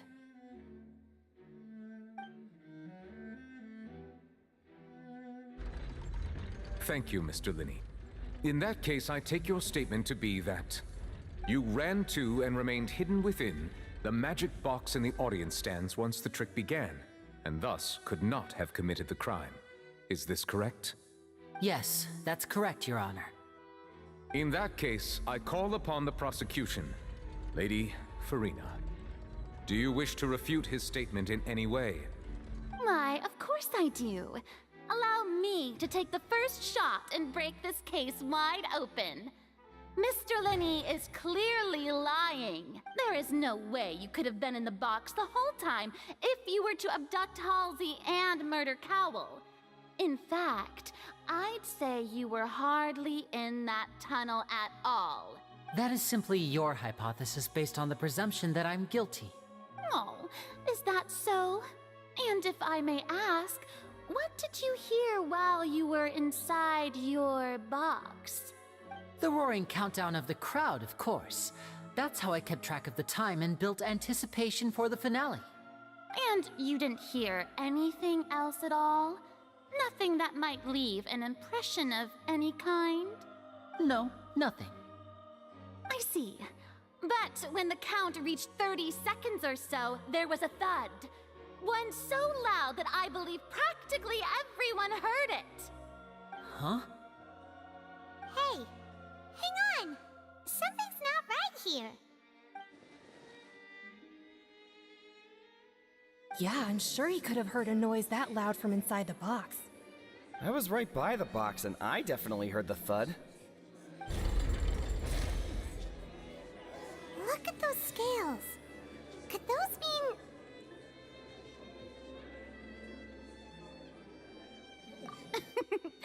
Well then, ladies and gentlemen, allow me to use the words of the magician himself. You never know what can happen in the blink of an eye. Indeed, it seems his alibi can also collapse in the blink of an eye.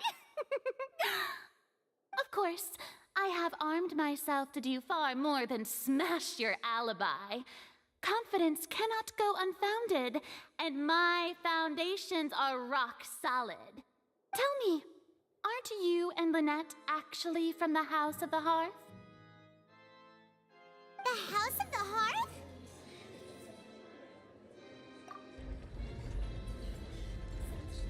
No wonder they did something like this.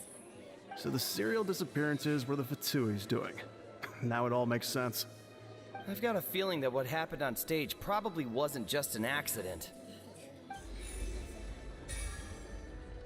That's irrelevant. Our identities have nothing to do with what happened. Indeed. Then perhaps you could tell us everything that happened during that 1 minute. Your first priority is to prove yourself innocent after all. I'm sure there is little that needs to be kept secret now. Unless your script already has holes in it. The Outlander is speechless. My, oh my, don't they look flabbergasted? Now comes the infighting and discord, I suppose. This was almost too easy. Good thing I made all those preparations. Seems the all-nighter I pulled last night is really paying off. Hey, Linny! Why didn't you tell us this before? Order! Order! Mr. Linney, allow me to re-establish the facts. Lady Farina has raised 2 points. First, when the thud was heard in the Opera House, you were neither in the box nor the tunnel. Second, you and Ms. Lynette are both members of the House of the Hearth. Are these claims true?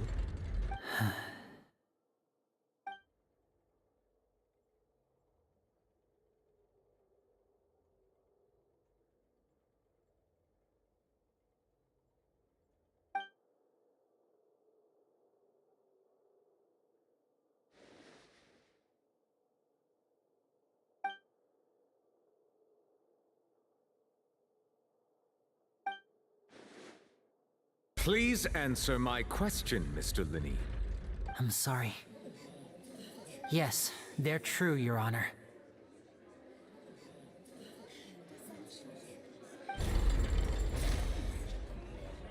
I knew it! Well, that's it. We might as well move on to the sentencing already. What should we do now? Granted.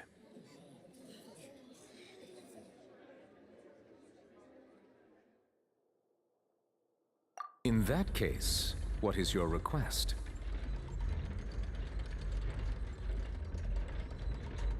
Is that really necessary?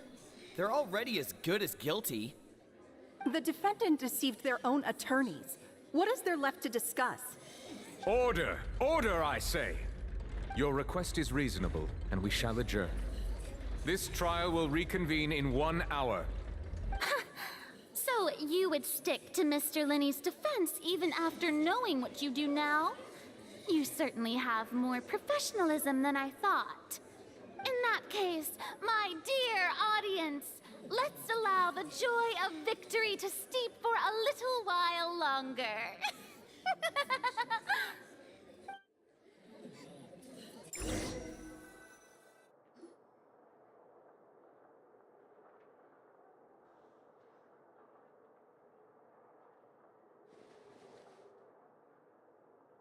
Well, this is awkward. I didn't think the Hydro Archon would dig all that up. I'm sorry, Traveler and Paimon. Yeah, sorry. Paimon doesn't know where to start. We trusted you two. We based our entire reasoning on the assumption that you weren't bad guys. Not to set the wrong tone or anything, but Paimon's really mad! I'm very sorry. I know you're angry, and reasonably so, but please, let me explain. I know you've clashed with the Fatui several times before. I wouldn't be surprised if just hearing the word is enough to make you upset. But our organization is very, very large, and the Harbingers have very different personalities and goals. Right now, we want to save people. As many as we can. That's right. I'm sure we're on the same page when it comes to this nation and the disaster that its people might face. I knew if it weren't for our respective identities, we could become good friends. That's why I didn't wish to flat out lie to you, but chose to hide some details instead. The truth is very important, but being completely transparent about everything would see us spending more effort than we need to. Right. So, you be the judge. Heck, if I were you, I fear that I'd even struggle to trust me at this point. You met a Fatus who works as a magician, a trickster by trade. All by coincidence, too. But still, I'm asking you to trust me. I am no criminal. At least, not in this case. Sorry. Please forgive us. Well, you both say that, but...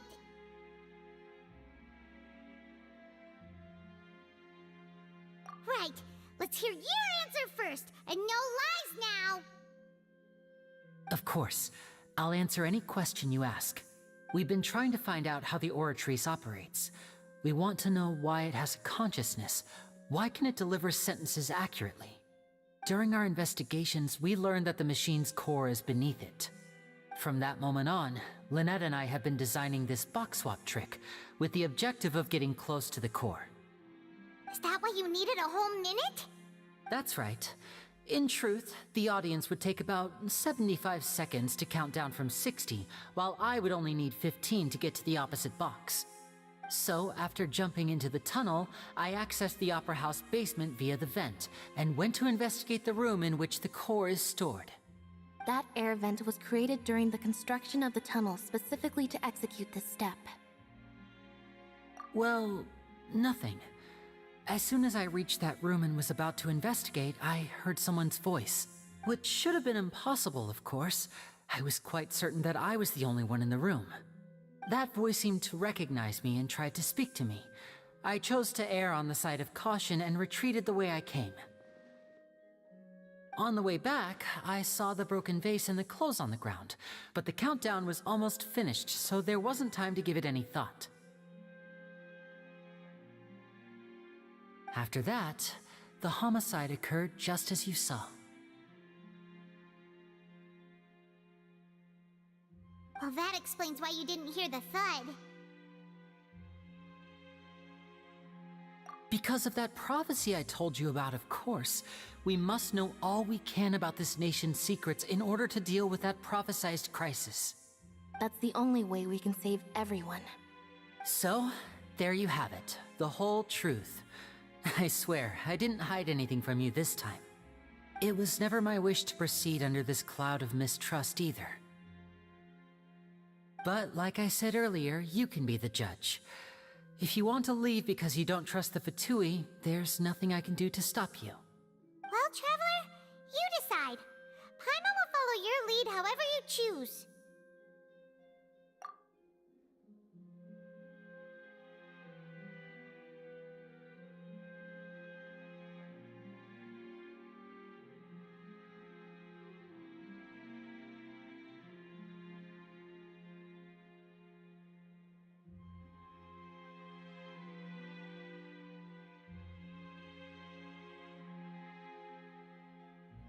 Okay, thank you.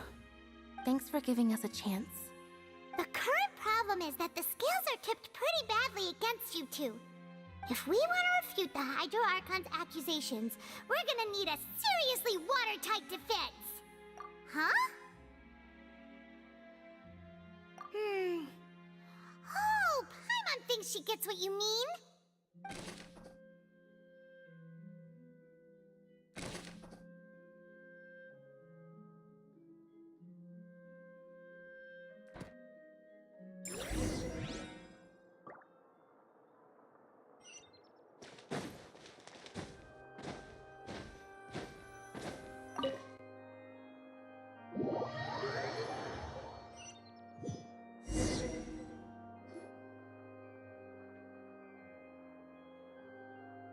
Both parties have returned to their positions. Let us continue the trial. When last we left off, Mr. Linney acknowledged the new evidence presented by Lady Farina as fact. Therefore, Lady Farina may continue stating her reconstruction of the events. Ugh, that took long enough. Now then, if everyone would lend me their attention. At this stage, let's revisit that scene from Linney's perspective.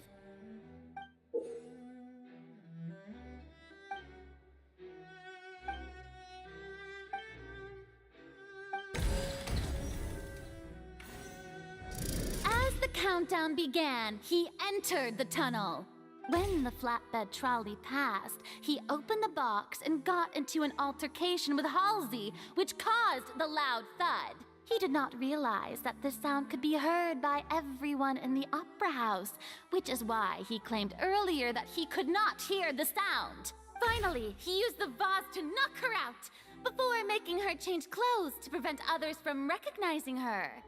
At this time, Cowell arrived in the tunnel, having heard that strange noise, and caught Linney red-handed. So Linney proceeded to knock him out too before stuffing him into that box.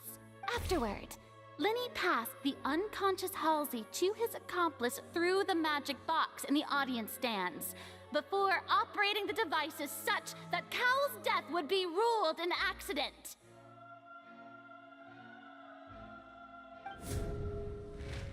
And there you have it. That's the truth behind what happened.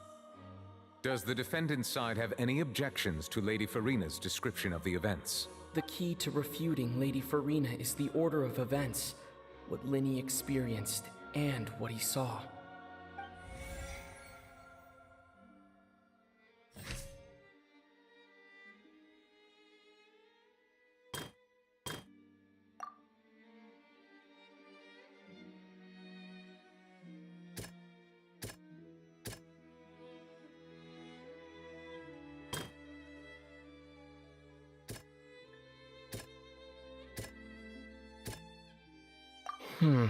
Seems this won't produce a particular...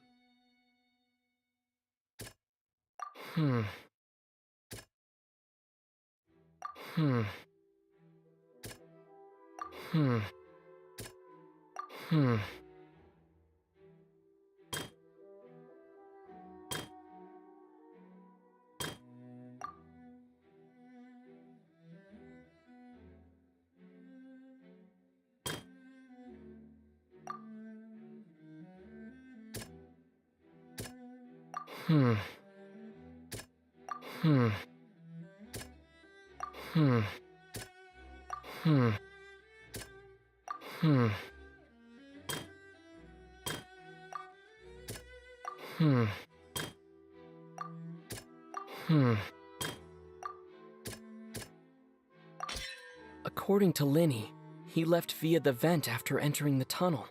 He couldn't have had that altercation with Halsey.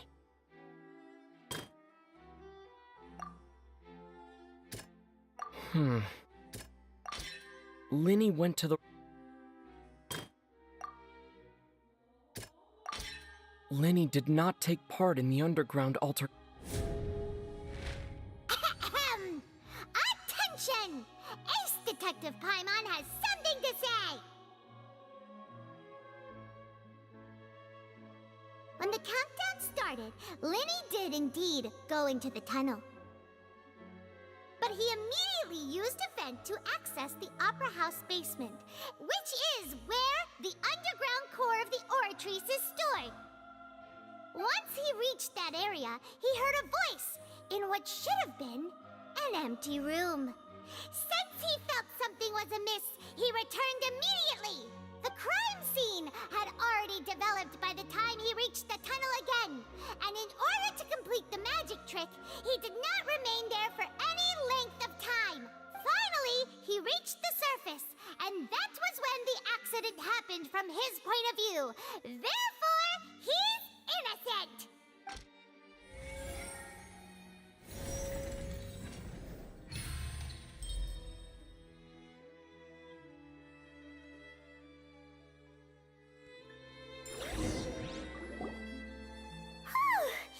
Paimon did it!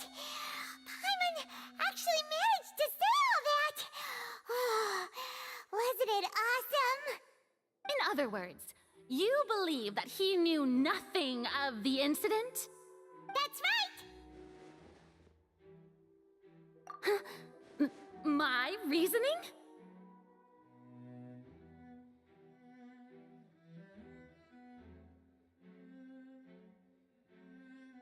If that's the case, then if Cowell hadn't entered the tunnel, who was the entire setup meant to kill? Assuming that what you say is true, Linny only needed to kidnap the young girl to cause a new disappearance case. What would the point of killing someone on stage be? Oh, they have a point. That's right, you tell him! And that's why they're partners of mine. They've managed to turn things around. Oh, well, your denial is very strident, I'll give you that. But what proof do you have to back your claims? Of course I do. If he had been in the magic box the whole time, how could he have not heard that sound? Why do you ask? You're saying that he wasn't?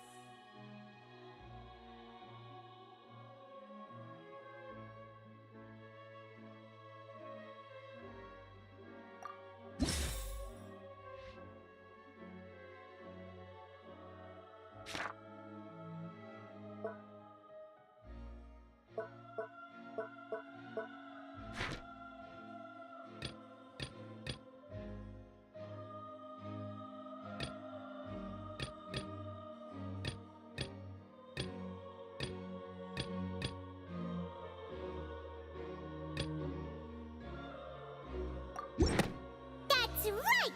Linny wasn't in the box or in the tunnel. That's why he didn't hear anything strange during the performance. This means that when the crime happened, Linny had already entered the basement via the vent. The same clue you used to disprove his alibi has now become the best proof! Ha ha! How do you like that? Well played. To think you'd use such logic.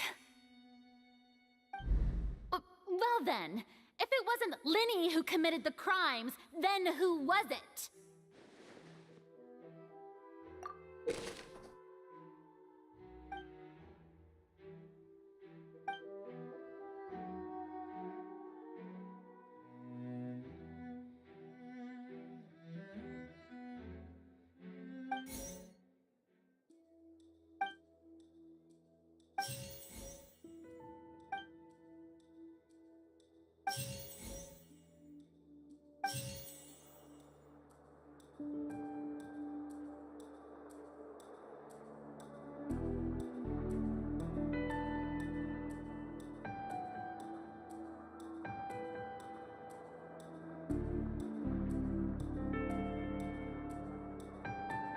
Halsey is the missing person and an ordinary audience member. Or did she have her own scheme all along? The deceased's name is Cowell, Linny's assistant. He would have been able to tamper with the equipment.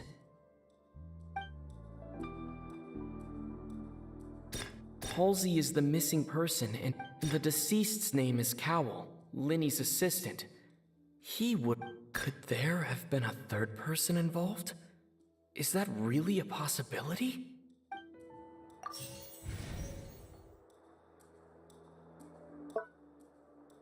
Halsey is the missing The deceased's name is Cowell, Linny's assistant.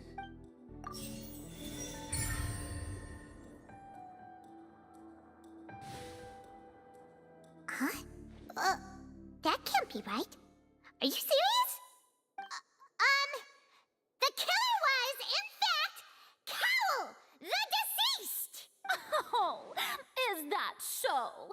How interesting! Let's hear your reasoning then. What I must do next is recreate the truth. What Cowell did, and how he went from would-be perpetrator to victim.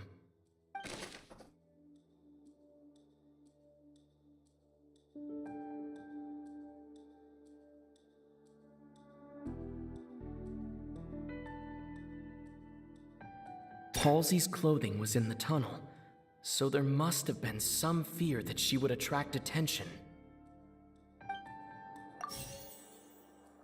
No one entered or left the Opera House through its entrances, so where would the criminal have wanted to take Halsey?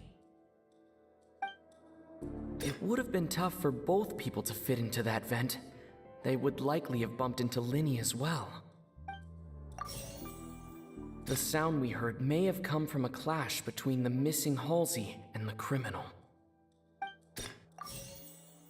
Linny was not in the tunnel at that moment, which gave our criminal ample... No one entered or... The deceased's name is... Halsey's clothing was in... The sound we heard may have come from... The deceased's name is... The sound we heard may have come from... It would have been tough for both people to fit into that... Linny was not in the tunnel at that... No one entered or left the Opera House through its entrance. Halsey's clothing was in the tunnel. The sound we heard may have come from a clash, but... No one entered or... The deceased's name is Cowell. No one entered or... Linny was not in the tunnel. It would have been tough for both... The deceased's name is Halsey's clothing was... Halsey's clothing was in the tunnel, so there... The sound we heard may have come from a clash. Halsey's clothing was... The sound we heard may have... No one entered or... It would have been tough for... The deceased's name is Cowell. It would have been tough for... The deceased's name is... No one entered or...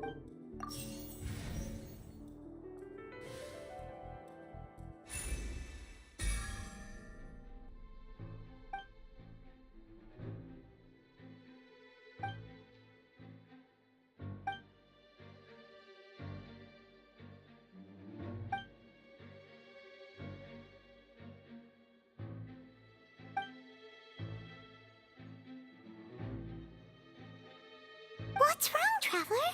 Are you still having trouble figuring things out?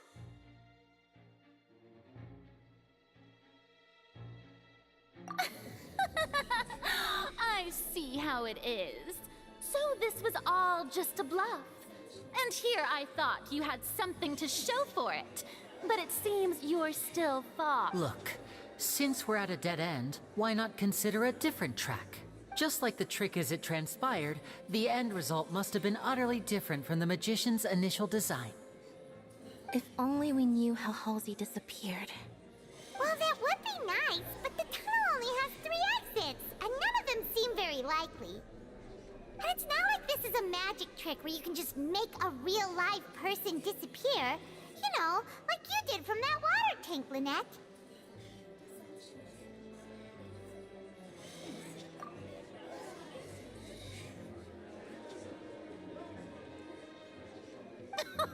Excuse my interruption, dear opponents, but do you not see that the crowd is growing impatient? There is no greater sin in this opera house than an awkward delay in the performance.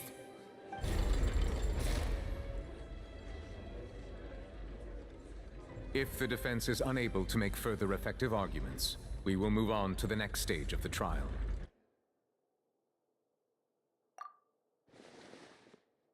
Linny was not in the tunnel at that moment, which gave our criminal ample time.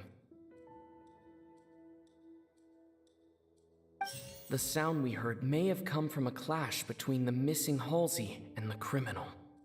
The deceased's name is Cowell, Linny's assistant. He would have been able to tamper with the equipment.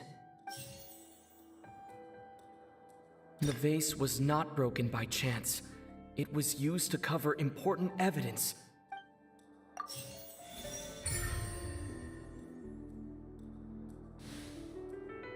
Oh, Paimon gets it!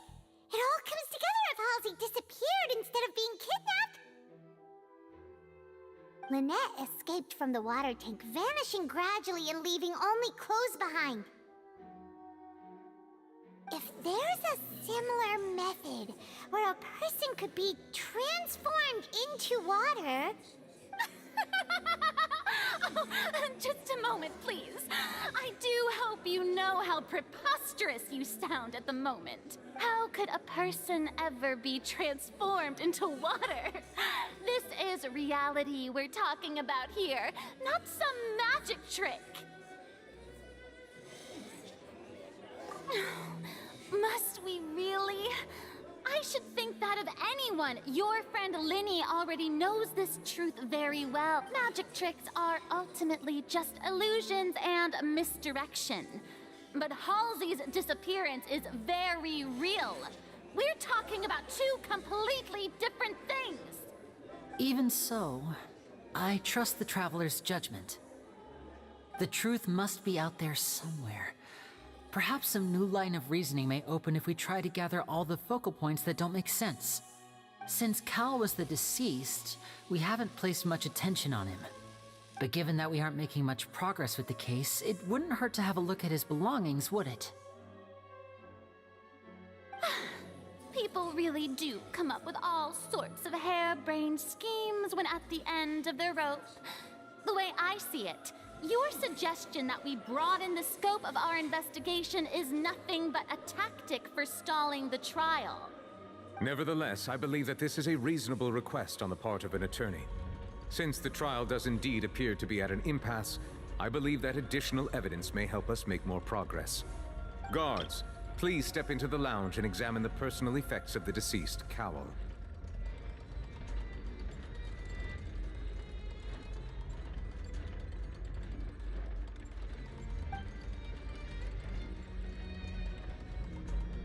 We are still examining the items, but we have already made critical progress that we feel must be shared with everyone post-haste.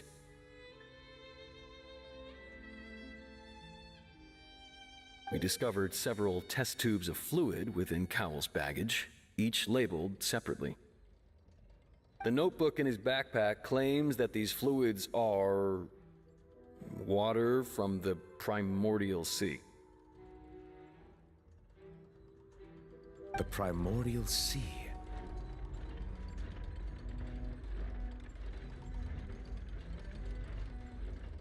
The note's contents also indicate that Cowell belonged to an organization that sells illegal drugs and that he had an accomplice. The notebook has many entries concerning safe usage of these fluids, in which the keyword dissolve appears many times.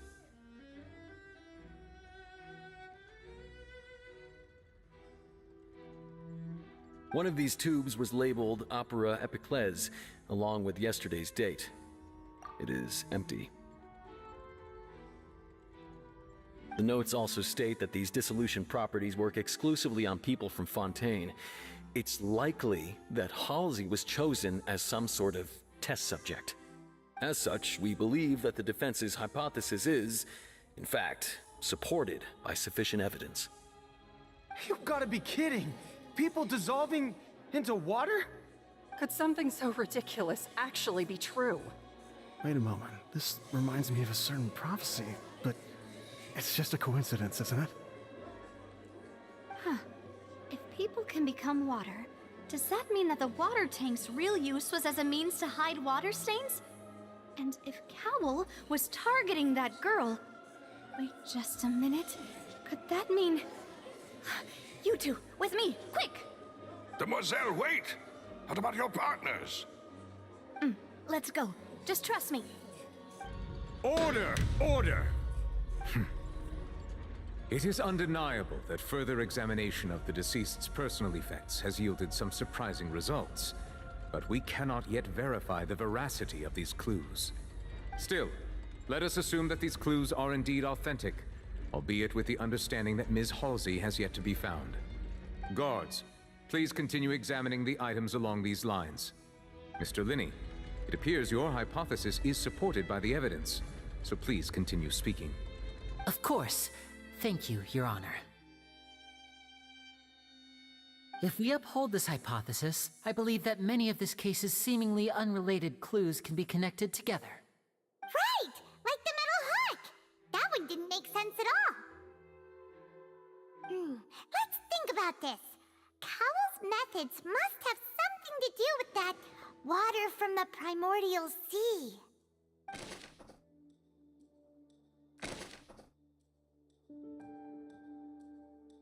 Now it seems like the hook rope was not meant for another magic trick, but was instead some form of triggering mechanism. The rope that held the water tank up was lit by the fireworks and snapped. As such, the focus here is on the water, and Lynette was in the magic box on stage the entire time. Did she have something to do with this? I remember there was something else within the inner layer of that. The water from the primordial sea should already have been prepped before Halsey.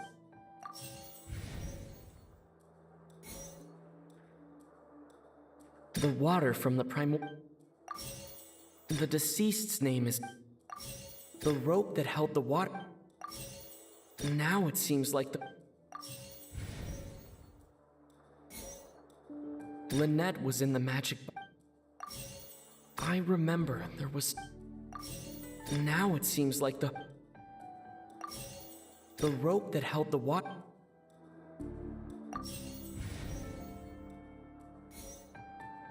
The rope that held the water... Now it seems like the deceased's name is... Lynette was in the magic... I remember there was some... The deceased's name is... The water from the I remember there was...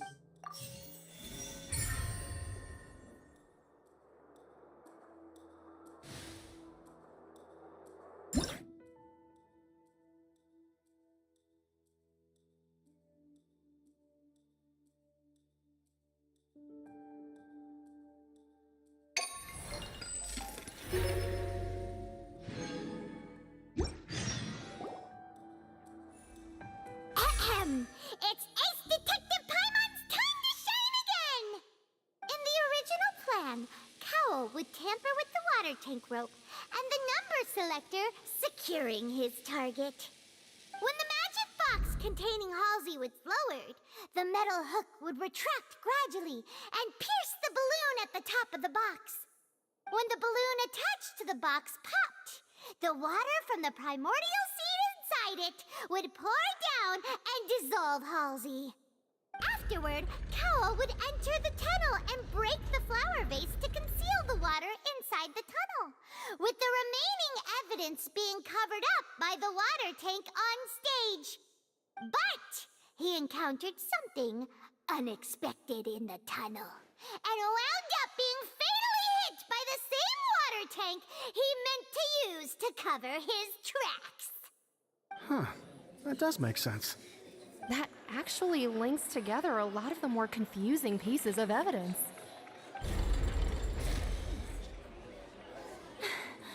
Oh dear, what do I do? Even I think they sound convincing now. Have I falsely accused an innocent person?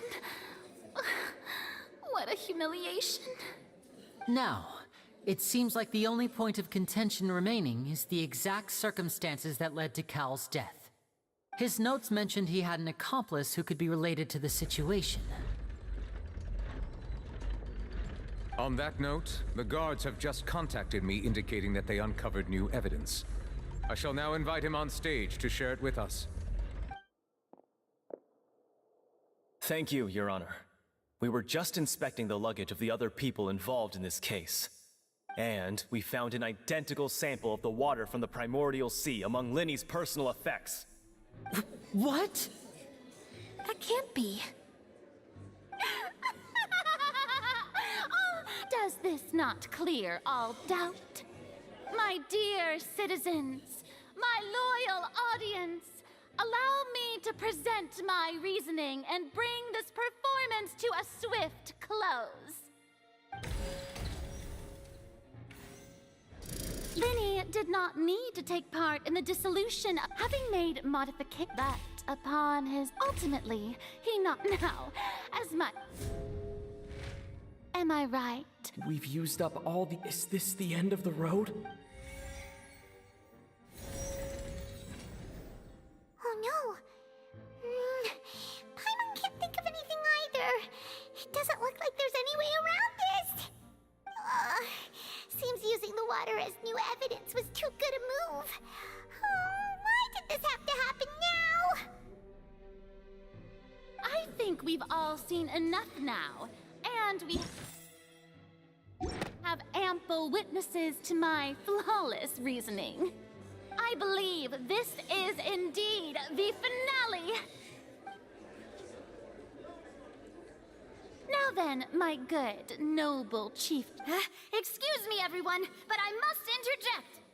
Miss, I must ask you not to shout, and to respect the ongoing legal proceedings. Oh, come on. Don't be hasty. I have a good reason for interrupting, you know. Now, would anyone here like to take a little break from all this debate and see a little magic? I'll show you an amazing trick. One that can bring a young woman who has disappeared back in the flesh, right before your very eyes. Please, do the honors, Mr. Linny, if you would be so kind. What in the world is she saying? No offense, miss, but miracles like that are beyond my scope as a magician.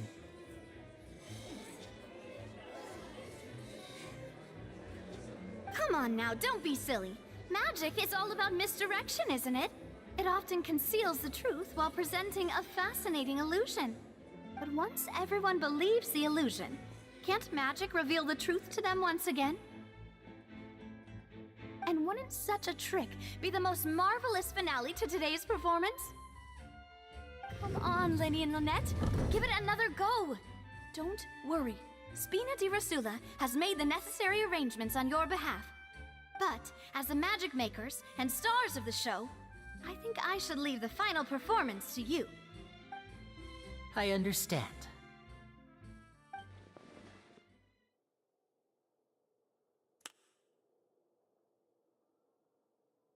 And voila!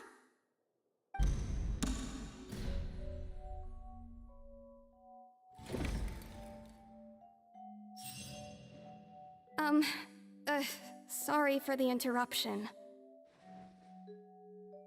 Wait, isn't that Halsey? So the whole thing about people dissolving wasn't true after all?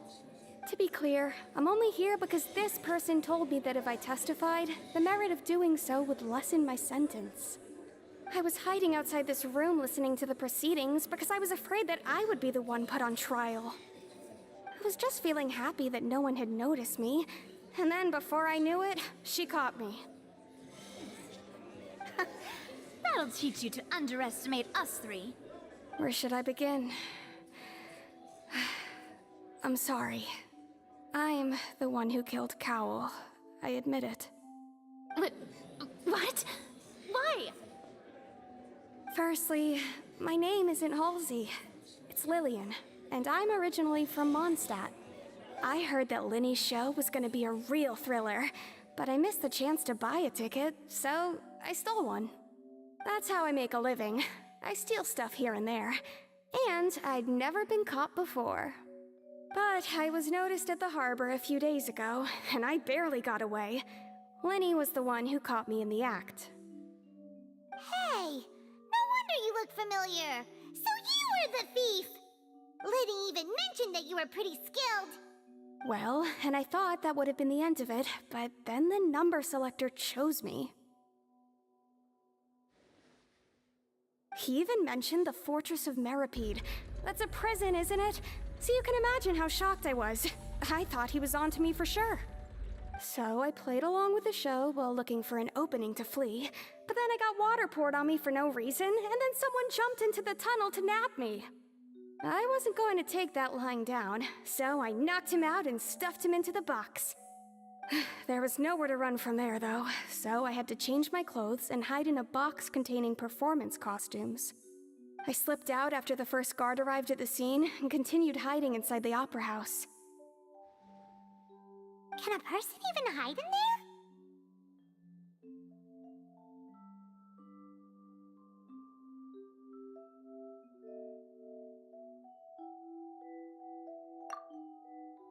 But I swear, I didn't know that the water tank would fall down.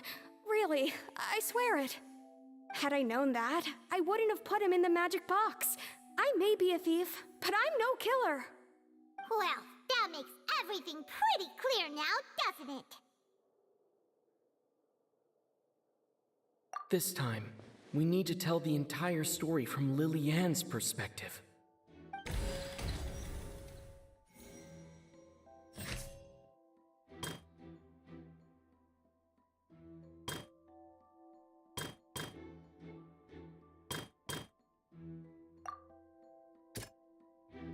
Hmm.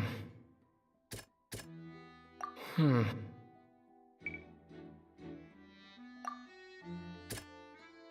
Hmm. Hmm. Hmm. Hmm. Hmm. Hmm. Hmm. Hmm. Hmm. Hmm. Hmm. The flower. Hmm. Hmm. Hmm. Lily-Ann. The strange sound wasn't from a fight. It was Lily-Ann's attempt to break out when she was frightened. And it's it! Having been selected, her panic only intense. Hearing the commotion, he did not know that mistakenly the two broke the flower vase during the struggle with no way of escaping.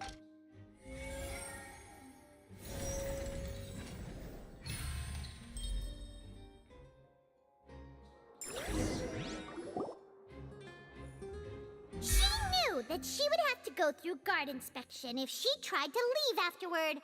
So, she has been trapped in the opera house these last 2 days. She had already become desperately hungry by the time we were chatting over macarons.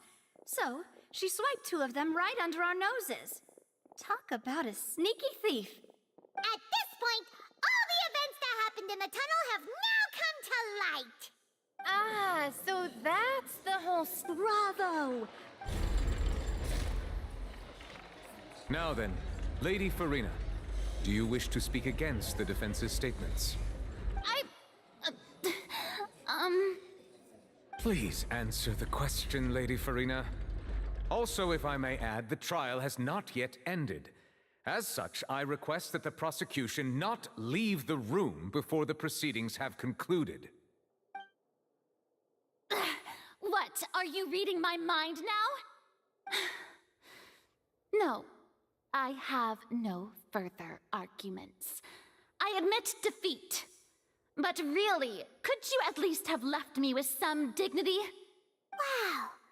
Look at that! She's like a deflated balloon now! If there are no objections, then as the Chief Justice of Fontaine, I shall once again repeat the full sequence of events. The actual perpetrator of the serial disappearances, Cowell, selected his next victim from the audience reservation list. With some modifications to the selector, he could ensure that the pre-selected young woman would be chosen. To cover up any evidence while committing the deed, Cowell thought of allowing the water tank to fall, which would conceal the water left behind after the young woman was dissolved. He also tampered with the rope suspending the water tank, using the fireworks at the end of the performance to cause the tank to drop, and he poured the water from the primordial sea into a balloon during the preparation of the magic box, and stuck it to the box's lid. Finally, he passed the prepared hook on a rope through the gap in the magic box's door when bringing the young woman to said box. When the magic trick officially began, the box containing the woman was lowered into the tunnel, tightening the hook rope and bursting the balloon containing the water. If all had gone to plan, the young woman would be dissolved at this time. However, Liliane was not from Fontaine, and thus fled the box with a loud noise. Realizing that there was trouble, Cowell entered the tunnel and met Liliane. Thinking that the waters had not yet taken effect, he decided to proceed. However, his opponent was more capable than he thought, and he was overcome, knocked unconscious, and placed into the magic box, and thus became his own final victim. Liliane, according to her own statements, then changed clothes and hid until the performance ended, before hiding in other parts of the opera house. As for Linny, he was in the underground structures within the opera house, and was thus ignorant of these happenings. From this reconstruction of events, we can conclude that Linny, the accused, is in fact innocent. While there is much in Linny and Liliane's conduct that should still be investigated separately, this case at least can be handed over to the Oratrice to make the final decision.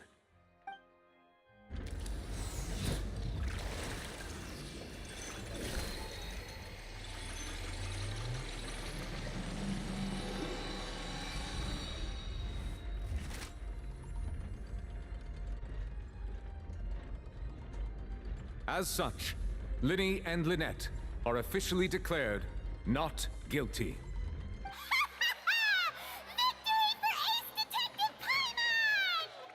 Great work, partners. Thank you all. Thank you so much. Next, I think we deserve an explanation, Guard Vaughn. How did you find the water from the primordial sea in Linny's baggage? Right! Your discovery caused me to make a serious mistake, you know. Or was that not a discovery, but false evidence that you dare to bring before this court? I suspect that the accomplice mentioned in Cowell's notes was not Linny, but you, yes? I'm sure you know what you must do to lessen your sentence. Speak quickly! Unless you want to earn yourself a one-way ticket to Coupon Town. I was just following orders. We were supposed to place blame for the serial disappearances onto Linny, and thus cause suspicion to fall on the Fatui. The higher-ups said this was the best opportunity to do so. And now that your plan has fallen through, and the secrets of the water have been revealed, you have become a liability to said higher-ups, yes? Therefore, you would be wise to tell everything you know, and seek the protection of the guards. Yes, I'll tell you everything I know. Our boss discovered that the water can cause people to dissolve.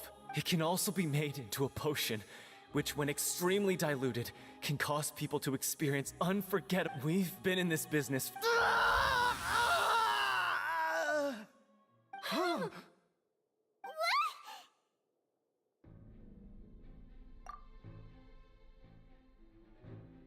And now he can no longer talk. Such ruthlessness. I shouldn't have expected any less of them. An outrageous act. All present, please submit to inspection immediately.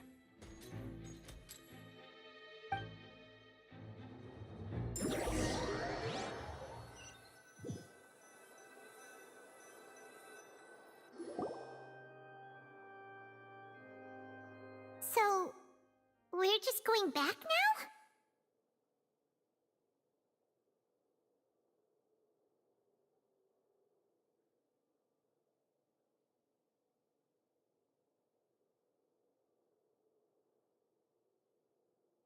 That's true, but... Traveler, Paimon! Please wait.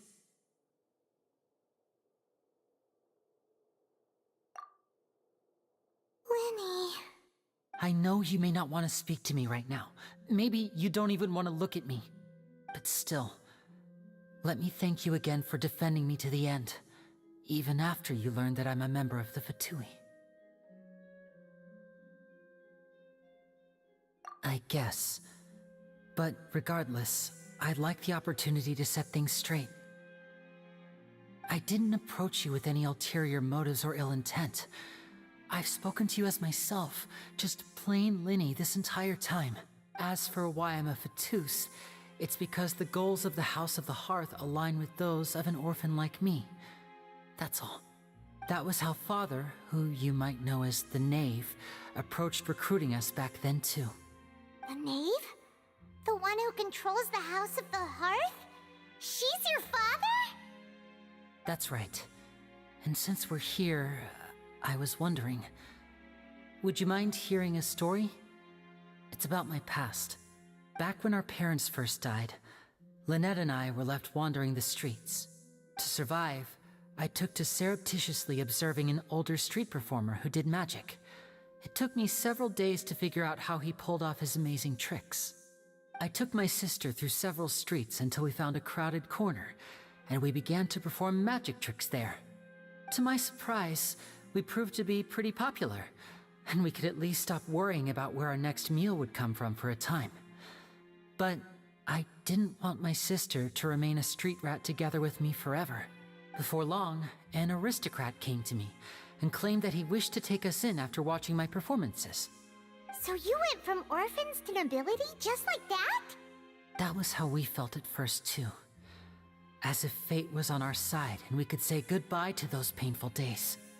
But I gradually discovered that while we were called foster children, he was really after my talent for magic tricks.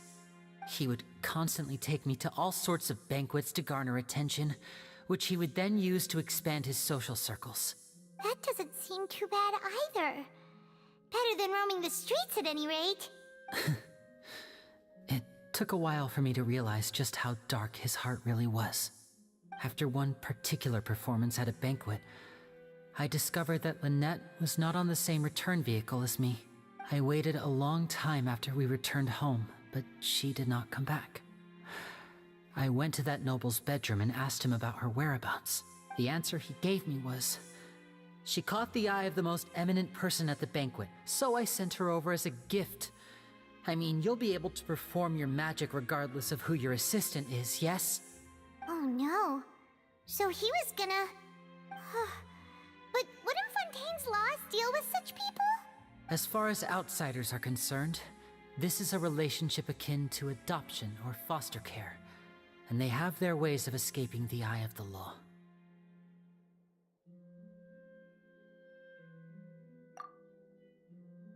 I managed to ferret out the location of the mansion of that so-called eminent person and hurried through the night.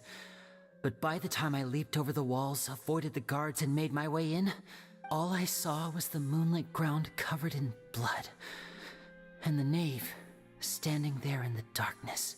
So, she'd already taken care of that guy. That's right. She had rescued my sister before she could come to any harm, and had even discovered several girls hidden in a basement, all of them orphans.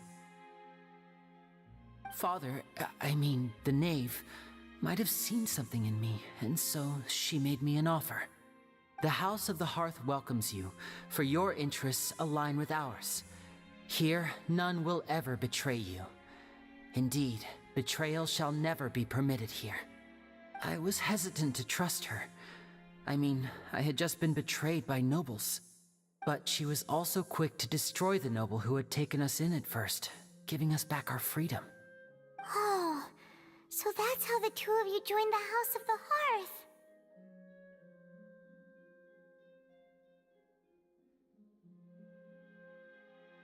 She has her own plans. She has gained permission from the Tsaritsa to first use the Gnosis' power once she obtains it. She plans to use it to find a way to break the prophecy and save Fontaine. So, she believes in that prophecy too? That's right. The whole House of the Hearth is currently working to combat that crisis. Today's case has also proven that people from Fontaine can indeed dissolve into some sort of water, thus further supporting the prophecy. Everyone at Hotel Bouffe d'été, including the Knave, has their roots in Fontaine. And we will always defend our homeland. To us orphans, the only connection we have left to this world, apart from our family, is our homeland. So, from small deeds like distributing magic pockets to huge schemes like stealing a Gnosis, everything is aimed at dealing with that prophecy. It's all right. I understand. The only thing I can do is relate all this to you. I just hope you can understand that even as a member of the House, I have never stopped making my own decisions, and that I believe what I'm doing is right. If you should need anything at all in the future, feel free to find me. I will do my best to help you, as plain Linny.